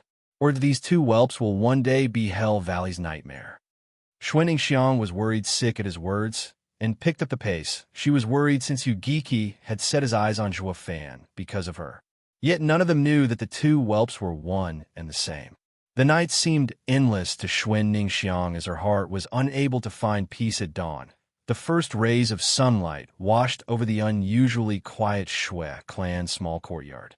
A dozen servants were already tending to Xuanning Xiang's preparations meanwhile. A shockwave passed through the first area of All Beast Mountain Range and exposed a pitch-black, cave-in naked man staggered outside in the gentle sunlight, giving his body a golden shine. His every step left deep prints in the earth, and even the rock crumbled to dust. He sheltered his eyes from the sunlight and looked around. He took another step and rested his hand on the cave wall for support, but his small action destroyed the stone wall completely, and he fell to the ground. The man stood up among the rubble. However, the rock he was on also turned to dust, taking a moment to adapt. His face now showed resolve. At a closer look, it was clear this man was Zhuo Fan, just that his every line and features were as if sculpted, exuding sharp power. When he opened his eyes, streaks of lightning sparked. Zhuo Fan got a feel of his body and revealed a manic grin. Everywhere he touched let out a metallic sound. He was immensely pleased with his body, which was now completely refined with the diamond sand, and was as tough as a 5th-grade spiritual weapon. He then touched his forehead, and a blue flame drifted out. This was the flame that the mysterious expert gifted.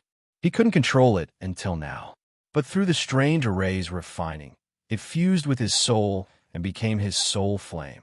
He could now use it any way he wished. Thinking of this made him burst out in laughter. The refining process was hellish, excruciating, and deadly, but the result was astounding. He was now reborn with an unbreakable diamond body.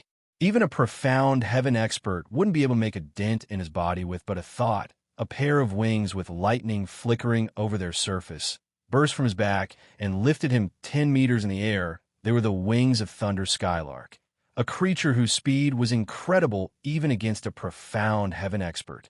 This was why he chose to refine them into his body with them. He became a freak, a true monster. Putting on new clothes, he flashed towards the blue expanse city like lightning. Chapter 77, Round 2, Start. Chapter 77, Round 2, Start. Young Miss is marrying. Outside Shui clan's gate, an obese granny yelled as Xue Ningxiang was led outside by 2 servant girls. The entire blue expanse city gathered around to witness the event. Yu Giki and Yu Ming sported a faint smile. Everyone was happy towards Hell Valley show of gratitude. Some people were even tearing, imagining it was their family's daughter getting married. Xue Ningxiang walked before the shocked masses. If before they were amazed by Hell Valley's power, now they were in awe by her beauty. Xue Ningxiang was dressed in a common wedding gown, but lacked the heavy makeup other brides had. It's solely from this. Her appearance evoked a feeling of genuine beauty, not a fake one from excess preparations. Pure as an orchid, making people afraid of marring. Only this beauty deserved to be married into the 7 houses. The crowd gathered to see her smile, to wish her blessings, but their best wishes and kind thoughts only worked to burden Xue Ningxiang's already heavy heart. Everyone here envied her second-rate clan for their marriage with one of the 7 houses. Unaware of the hell that awaited her, slanting her head towards Yu Giki, Xue Ningxiang asked in a cold tone, "Will 7th Elder accompany me?" "Ha ha ha, but of course. It is my duty to protect Miss Ning and Hell Valley's disciples' wedding, to safely deliver you to Hell Valley." The crowd was once again in awe of their kindness. However, Xue Ningxiang only showed a smile of disdain. "What safeguard? It's clearly for monitoring us. At least once Yu Giki leaves Blue Expanse City, Big Brother Zhuo can escape." Before she could breathe easy, Yu Giki saw through her and said with a cold smile, "Oh right, Miss Ning, I sealed off all Beast Mountain Range, even your secret tunnel. Those rats won't be able to escape from my palm." "You?" Xue Ningxiang flared as her face blanched. It was her clan's secret, and Yu Giki must have pulled it out from her father, and Brother Zhuofan's means of escape was now cut off. 7th Elder, I want. No need to say it. Yu Giki cut her off with a cold smile. Your life was exchanged for your family. Nothing more, nothing less. Miss Ning are after you. He then shook his sleeve. A lavish palanquin was before her, with 50 bone-tempering experts around it. Xue Ningxiang frowned as she lifted her leg, only to put it back down. She wanted to save Zhuofan, but Yu Giki had her family's lives in his hand. She had nothing to bargain with. Suddenly, Xue Ningxiang's thunder ring flashed, and her heart seized in panic. "Don't come!" Xue Ningxiang shouted at the sky, startling the onlookers. No one except Yu Giki understood the reason behind her reaction.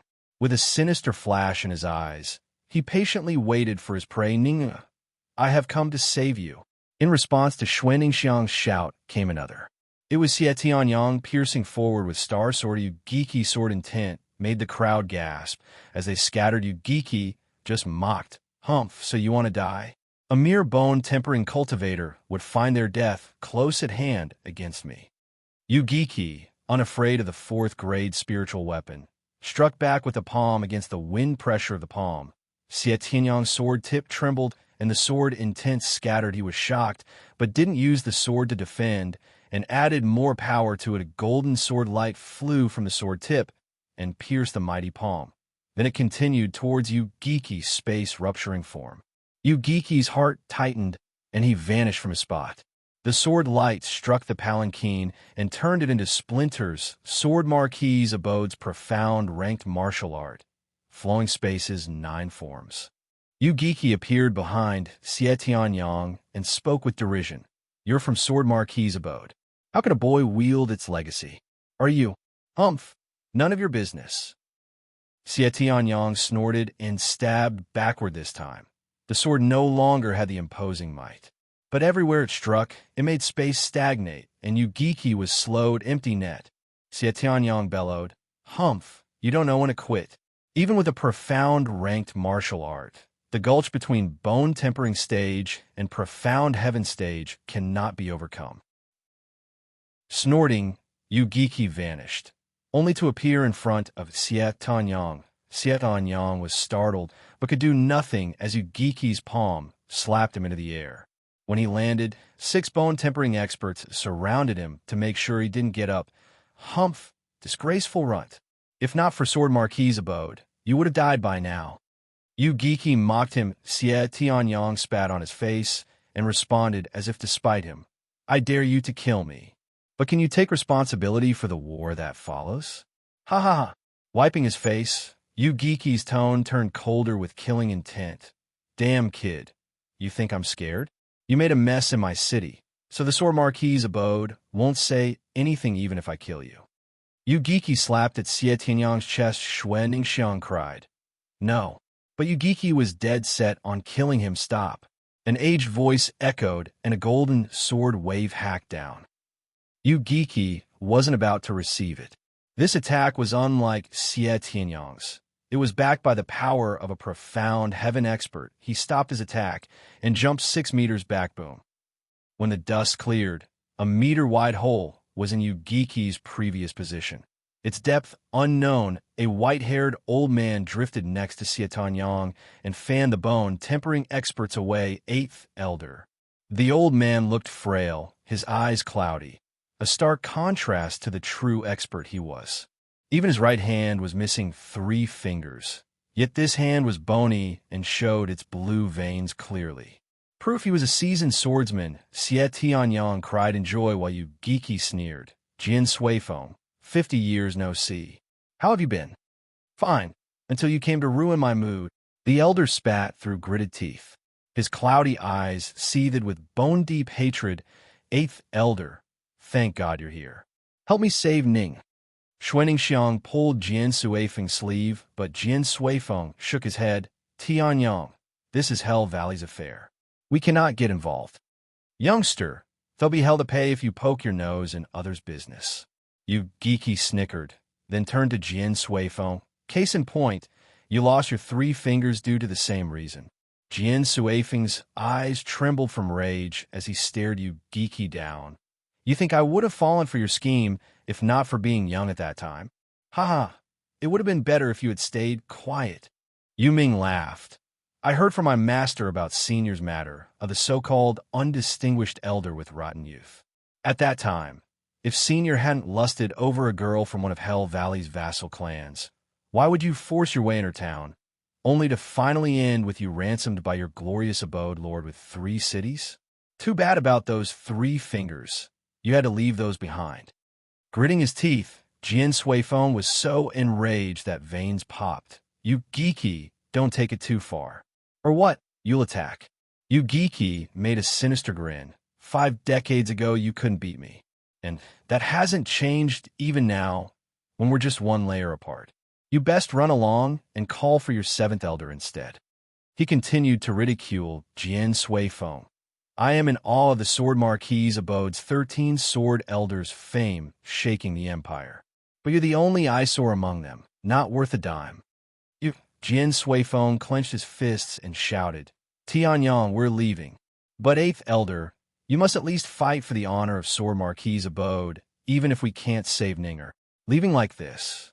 Quiet. Can't you tell he's goading us? This here is Hell Valley's domain. Winning or losing here will put Sword Marquis's abode at a disadvantage. He glared once more at Yu Giki and said to Xie Tianyang, Tianyang, remember Yu Giki's title and how cunning he is. Next time you meet him, make sure to face him with ample preparation. Xie Tianyang looked at Xue Ningxiang not far ahead and said in a determined tone, I know that. But if I don't save her today, I will regret it for the rest of my life. Ha ha ha, such is youth, ignorant of the world's dangers. Since Sword Marquis's abode's young master is so entertained by the idea of a hero saving a damsel, I will oblige by giving you a chance. Save not only her, but also her clan, letting her feel ultimate gratitude towards you. Yu Giki clapped, and 4 bone-tempering experts pulled 4 large crosses, with the entire Xue clan nailed on them, from old to young. Grandpa, Dad, brothers. Xiang wailed and glared at Yu Giki, seventh elder. What are you doing? Acting my role as a villain. Yu Giki then sent a grin towards Xietianyang. How will the young master play the hero otherwise? He then twisted his face and howled, Attack! The bone-tempering experts took out hooks and clawed them into the Shui clan's members' blood fell like rain, and their howls rang in the air. They even found the strength to shout their lungs out when the hooks came out of their bodies. Not even Shui Dingtian, who was a profound heaven expert, was eased from this suffering. Xiang was crying her heart out and yelled, You Giki, stop or I will kill myself. Then I will kill them all. Yu Giki roared in return. Xiang was rooted to the spot, powerless to alleviate the painful cries of her family. Her knees softened and she collapsed, as did her mind snickering next to her ear. Yu Ming reveled in her pain. Girlie, get off your high horse. You're in no position to demand anything from my master. He is an insidious demon, the #1 sage of Hell Valley. So many people from the 7 houses have fallen to my master's ploys, and you think you could best him at that? Aha, I'll have you know this too. It's because you angered him that he chose this course of action.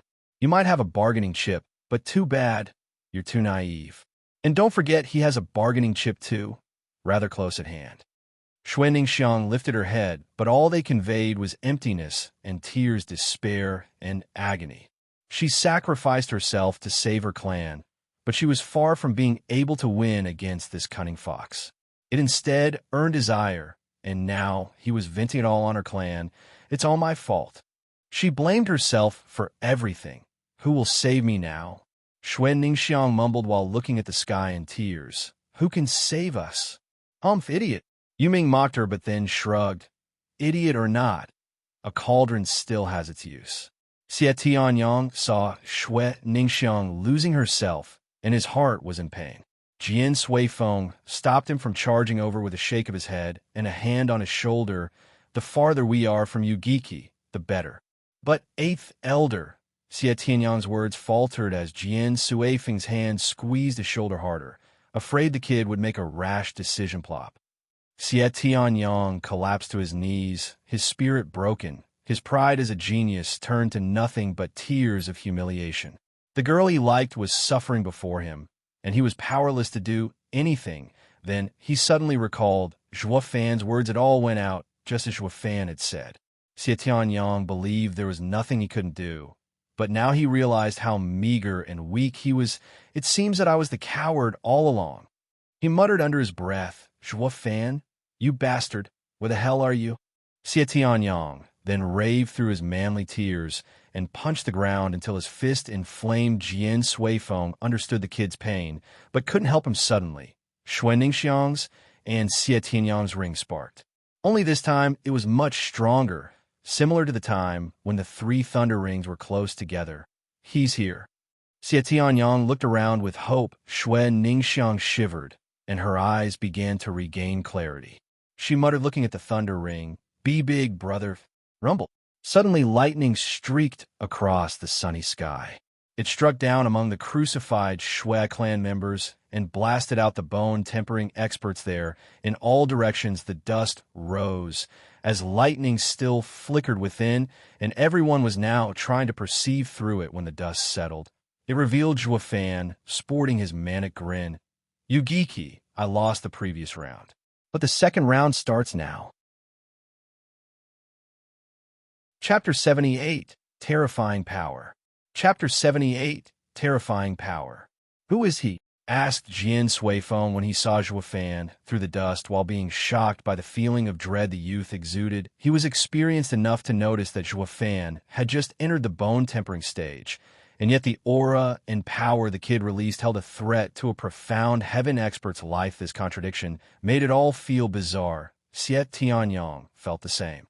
Zhuo Fan's face, which was radiating golden, added an extra feeling of pressure. It was unlike that from a profound heaven expert, but felt like raw power was seeping in Zhuo Fan and threatened to destroy his last vestige of life. Everyone felt as if they were standing in front of a savage beast that was ready to pounce on them.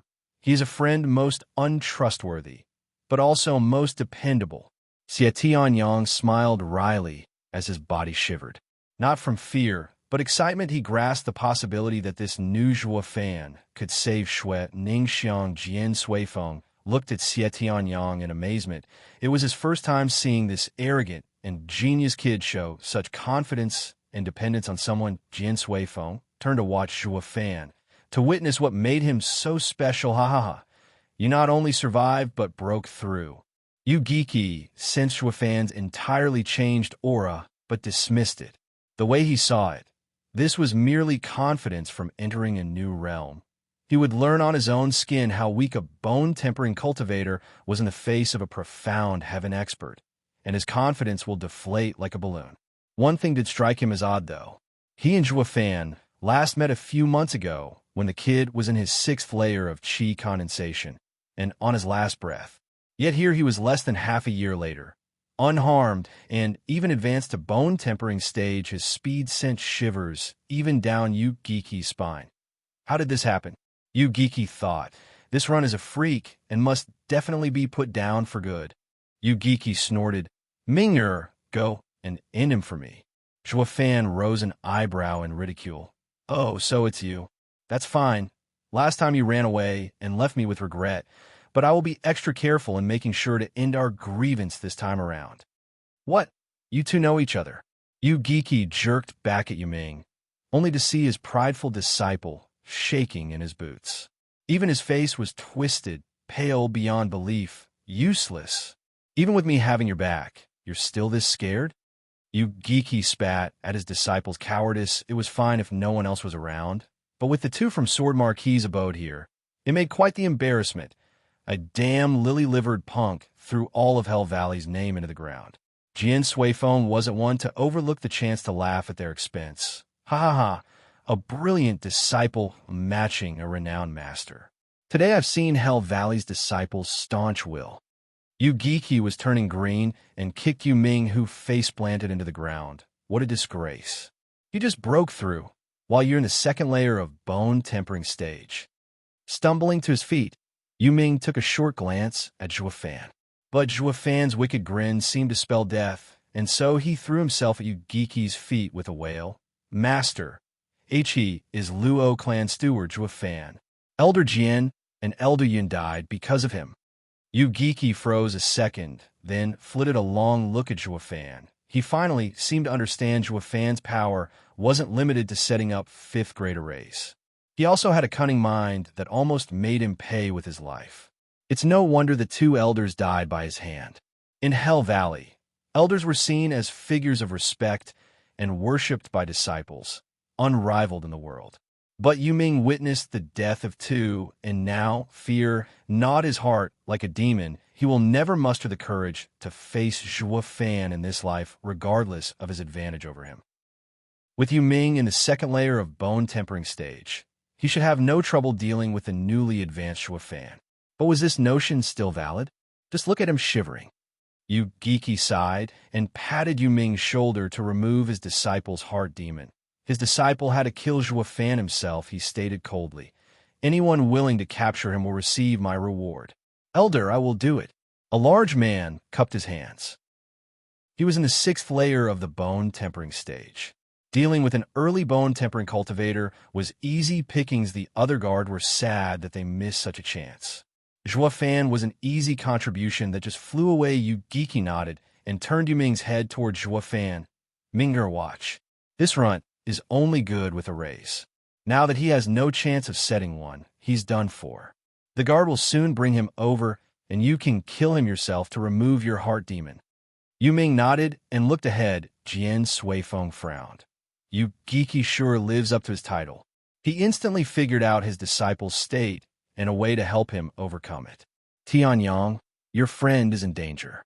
Xie Tianyang looked at the always composed Zhuo Fan and smiled.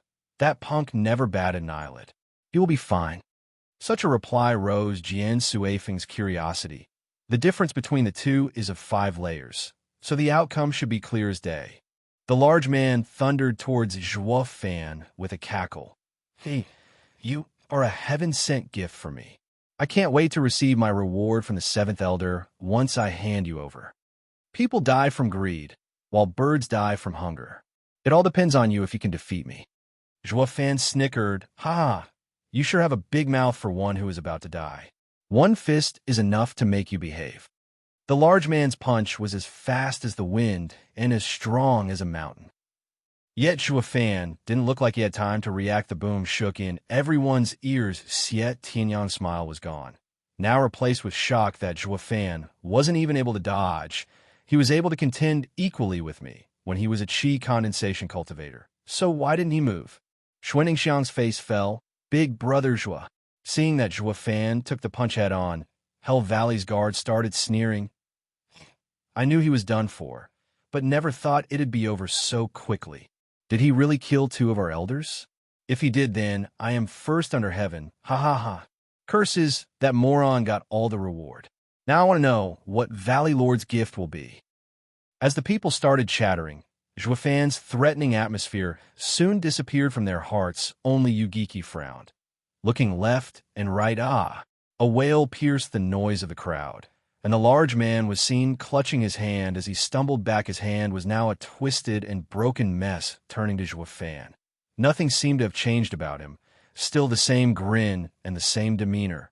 This is impossible, Jian Suifeng cried. A first-layer bone tempering cultivator broke a 6th layer's hand with his face. Xie Tianyang's eyes bulged out. He knew Zhua Fan always moved with a plan in mind, but even he found this new strength of this youth borderline perverse. With him like this, he'll have no trouble even against profound heaven experts. The crowd now lost their mocking gazes and were instead rooted in place by fear and shock. Zhua Fan never paid them any heed as he strolled before the large man. The large man was groaning while holding his bleeding hand before he could react. His chest was then punched through by Zhua Fan's fist. It all seemed so easy, as if he punched through paper. Zhua Fan then flicked his hand, and the large man splashed on the ground after a wide trail in the sky. The people watched in abject horror, the bulging eyes of the man, his vacant expression. Chapter 79, Human Weapon. Chapter 79, Human Weapon. Yes, obscene. This was the only apt description anyone could think of. Zhua Fan's power far exceeded the common understanding, and only this word could encompass the height he reached. It was common knowledge that bone-tempering stage was the best period in a cultivator's life to temper one's body.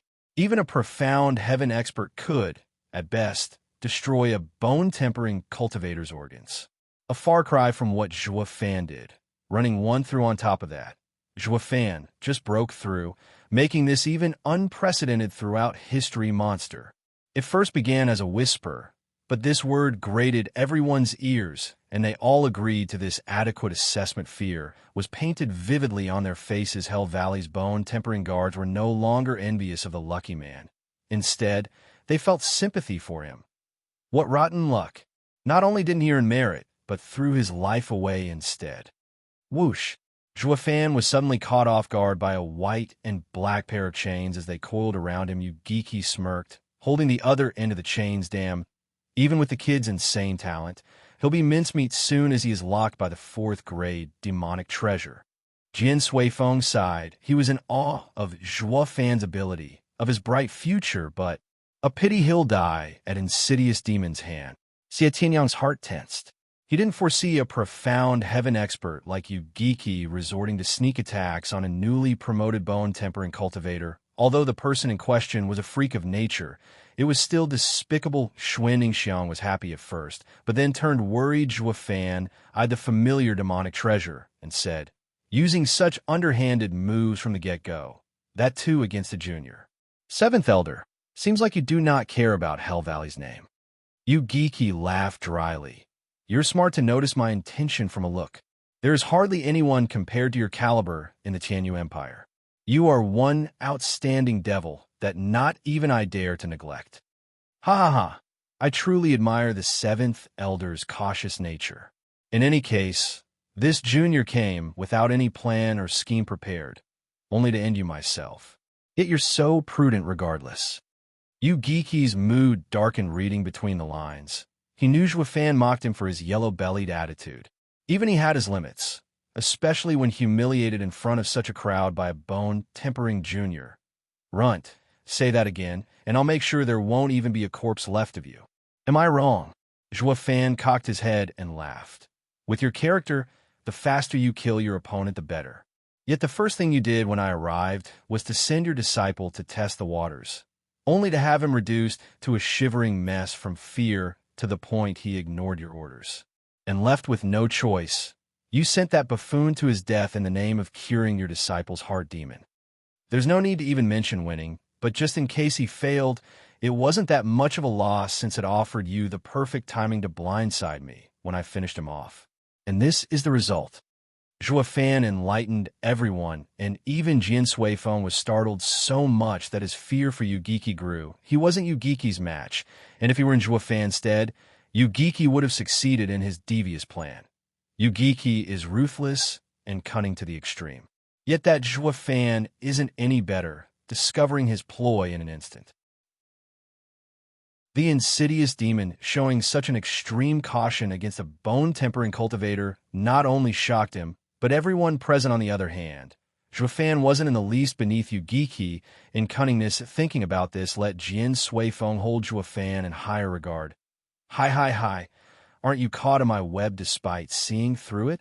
Yugiki snickered with killing intent. I just need to twitch my arm, and you'll turn putty. Zhuo Fan rose an eyebrow and laughed. Say, how did a sinister old coot like you turn so stupid? You think it's that easy to trap me since I saw through you? Zhuo Fan's eyes gleamed, and lightning cracked bam. Yugiki couldn't even react before the chains were thrown away. Zhuo Fan now sported a pair of 10-meter-long wings streaked by flashing lightning. Thunder Skylark's wings? Xie Tianyang cried. Zhuo Fan had appropriated the Thunder Skylark's body for himself. But Xie Tianyang didn't expect him to refine its wings into a demonic treasure, since the Thunder Skylark was a 6th-level spiritual beast, adding the diamond sand into the equation. The refined demonic treasure would also be 6th grade. Xie Tianyang was in glee. 6th grade, flying demonic treasure? Yugiki's tone was grave. With it, you can match a profound heaven expert speed. However, as he spoke, he flicked the yin-yang chains. The chains moved individually from opposite directions to seal Zhuo Fan's escape. A profound heaven expert's advantage over bone-tempering cultivator isn't just limited to speed. I know that all too well. Zhuo Fan didn't care about the chains. A profound heaven expert relies on his quick moves in melee, not something a flying demonic treasure can overcome. But then, the chains were about to strike Zhuo Fan, one aiming his head and the other his chest whoosh. The pair of wings moved like independent arms and swatted the chains away. Yugiki and Jian Suifeng jerked in shock. This can't be possible. There was an ancient story that spoke of flying demonic treasures that could change shape at the wielder's will and launch attacks. But a demonic treasure was inanimate, so how could it do that? The people there watched Zhuo Fan as if they were looking at monster. He sported a faint smile as he spoke at leisure. But when did I say it's a demonic treasure? While demonic treasures were refined as tools, Zhuo Fan refined the wings into his body. In other words, they were part of his body. He could let them out at will and make them move as he wished. He was no longer your average human being, but a human weapon. If the wings were a 6th grade demonic treasure, then his body had become a 5th grade demonic treasure refined through the method of diamond sand tempering. This wasn't something Yugiki and the rest could fathom, when not even the denizens of Sacred Domain couldn't. The only ones who could comprehend this were those ancient talents who held the 9 Serenities' secret records and were aware of the deviant secret method to refine materials into their human body. Damn freak. Even the calm Yugiki had to curse through gritted teeth. His eyes were bloodshot and his hands were poised to strike. The 2 chains flitted everywhere and soon became 2. Then 4, then 8. Numerous chains approached from every angle like a rain of death, all aiming for Zhuo Fan. He wanted to beat Zhuo Fan to a pulp, but Zhuo Fan smiled fearlessly as he stood his ground. His eyes flashed, and the wings moved like lightning. Only the sounds of cracking lightning and grating metal were heard. while not even a trace of the chains nor the wings was seen, but the flickering lightning was proof enough for everyone to know of the bitter fight the two were in. This was a profound heaven expert's speed. This gave a shock to the audience and let them know how weak they were against a profound heaven expert. But Zhuo Fan was the one who agitated them. The most a bone-tempering cultivator had such power. Xie Tianyang watched numbly, with incredulous eyes, at how deep the gap between them was. Even more so when Zhuo Fan of yesterday was a far cry from today. Eighth Elder. What can you see? Xie Tianyang saw Jian Suifeng standing there in a daze without blinking. He never saw his elder so astonished in his life. Yu Giki is pushing hard with his attacks, but Zhuo Fan is blocking them all. It is unclear as to the outcome, but Yu Giki seems to have the upper hand. Jian Suifeng stated so, but his eyes never left the fight. Afraid of missing anything, Xie Tianyang was despondent. His and Zhuo Fan's gap was now even bigger. Zhuo Fan, a before one with a raise, while now he relied only on himself in merely a single day. Their positions switched so much that Xie Tianyang was left far behind in the dust. Chapter 80, Face Slapping. Chapter 80, Face Slapping. Whoosh. The metallic and lightning sounds came to an abrupt stop. Zhuo Fan's expression was one of focus as he halted his wings while Yu Giki was nowhere in sight. His sound broke the silence, and Zhuo Fan's heart seized. He instinctively bent his wings. Ding. His wings blocked the sneak attack of the chains from behind, but a cold needle was speeding at his back. It was Yu Giki with his third-grade demonic treasure, Twisted Needle. Hey, Runt, what are you going to do now? Yu Giki snickered. Zhuo Fan's wings were occupied with the yin-yang chains. The third-grade demonic treasure's attack came at an impeccable timing. Right when Zhuo Fan's movement was sealed, not even Yu Giki could get out of this one if he was in Zhuo Fan's place, but Zhuo Fan only muttered, mystifying phantom step. Whoosh! He vanished from his place, and the chains along with the twisted needle lost their target, throwing Yu Giki off balance. Then Zhuo Fan came from behind using his wings as axes, aiming for Yu Giki's neck. Ding. With a crisp sound, the wings and yin-yang chains clashed again. But this time, their roles were reversed. The situation flipped in a blink, with Zhuo Fan now pressing his advantage. Even Jian Suifeng was affected by this sudden turn. Hell Valley's #1 sage, Yu Giki, was driven to a corner by a youth 7th Elder. How does it feel to be on the receiving end of a sneak attack?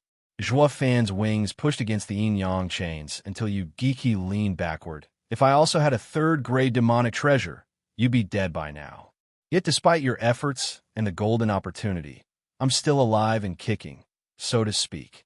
Yu Giki's face flushed and was gasping heavily to ease the rage within him. Zhuo Fan's words were an affront to his title. Yu Giki wasn't powerful because of his cultivation, but because of his title as Insidious Demon, the #1 sage of Hell Valley. Yet Zhuo Fan was mocking his pride.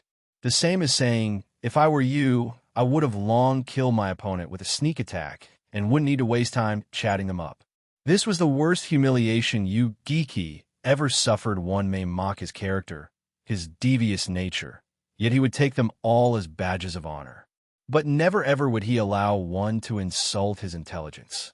That was where he drew the line. Anyone who mocked him for a fool, he would make sure to give them a fate worse than death. Yet Zhuo Fan had him beaten at every corner and kept mocking him, with him powerless to prevent it. This brought a never-felt feeling of resentment. Don't get too cocky, damn runt. Yu Giki's anger reached a breaking point.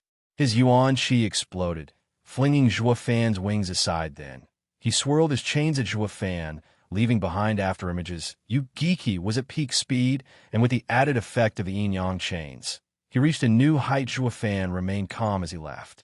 His figure darted around with the help of mystifying phantom step and his wings, moving even faster than Yu Giki. The people were once again bearing witness to afterimages and metallic sounds clashing with streaks of lightning, but never a clear image of any of the two's bitter fight. They flashed across the entire plaza, one moment to the east, the next to the west. flashing in every direction possible and even around the bone-tempering guards. But since the people could only hear them and not see, they stood there in fear. One slip, one errant move from their part, and only pieces would remain of them. Eighth Elder, what does it look when Yu Giki and Zhuo Fan were at a standstill with demonic treasures? Xie Tianyang could grasp some of the situation. But as the matter devolved to such a state, he was unable to see them and had to defer to Jian Suifeng's assessment. Jian Suifeng, however, gestured for Xie Tianyang's silence as he focused his all on the fight. After one huge boom, two figures reappeared. Zhuo Fan crossed his hands casually, standing in the same spot, while Yu Giki was gasping for breath. Zhuo Fan's nonchalant attitude left not only him, but also Jian Suifeng in shock. Who won?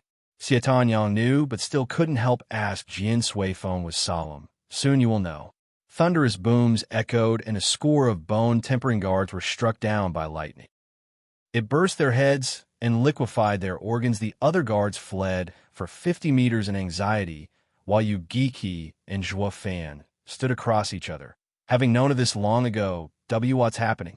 Xie Tianyang darted his eyes to the corpses in fear. Jian Suifeng's eyes never left Zhuo Fan as he spoke in a grave tone.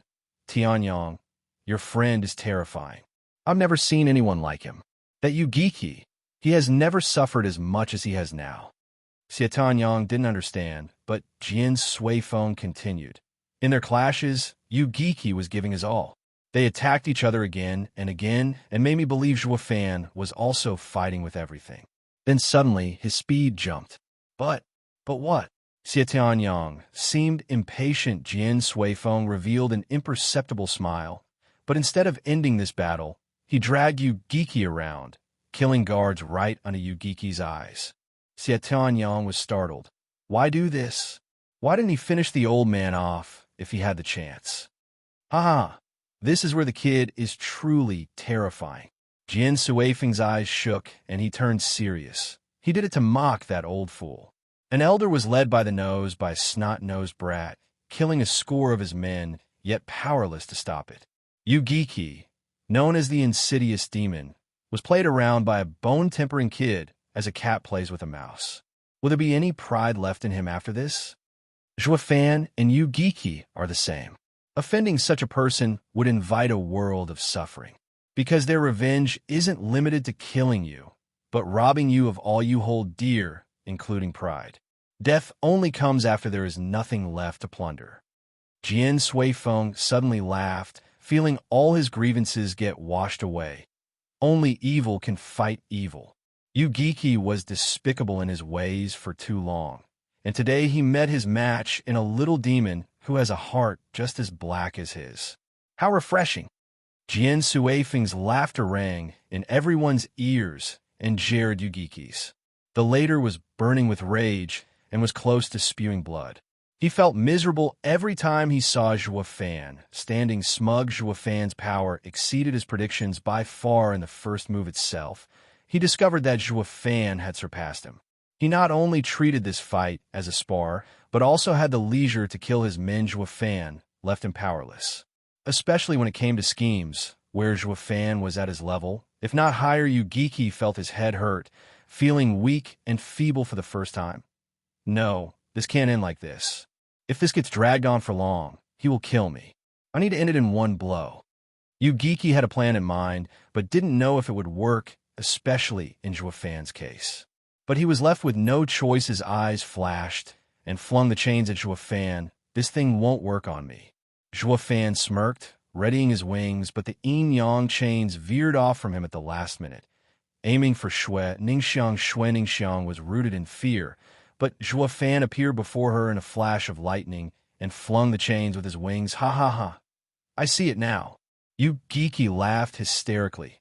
Zhuo Fan, oh Zhuo Fan, I found your weakness. In the All-Beast mountain range, you ingrained a deep fear in these old bones with your constant attacks, so I thought you came this time seeking revenge. But now I see it was all for her. And you think this changes anything? You will die just as well. Zhuo Fan stated, Humph, if you bore the same ruthlessness you showed before, I would have some misgivings. But you care for this girl and placed victory in my grasp. That you're tuning into the Warrior Lore YouTube channel. Don't forget to subscribe and join us on this journey to catch the most captivating stories.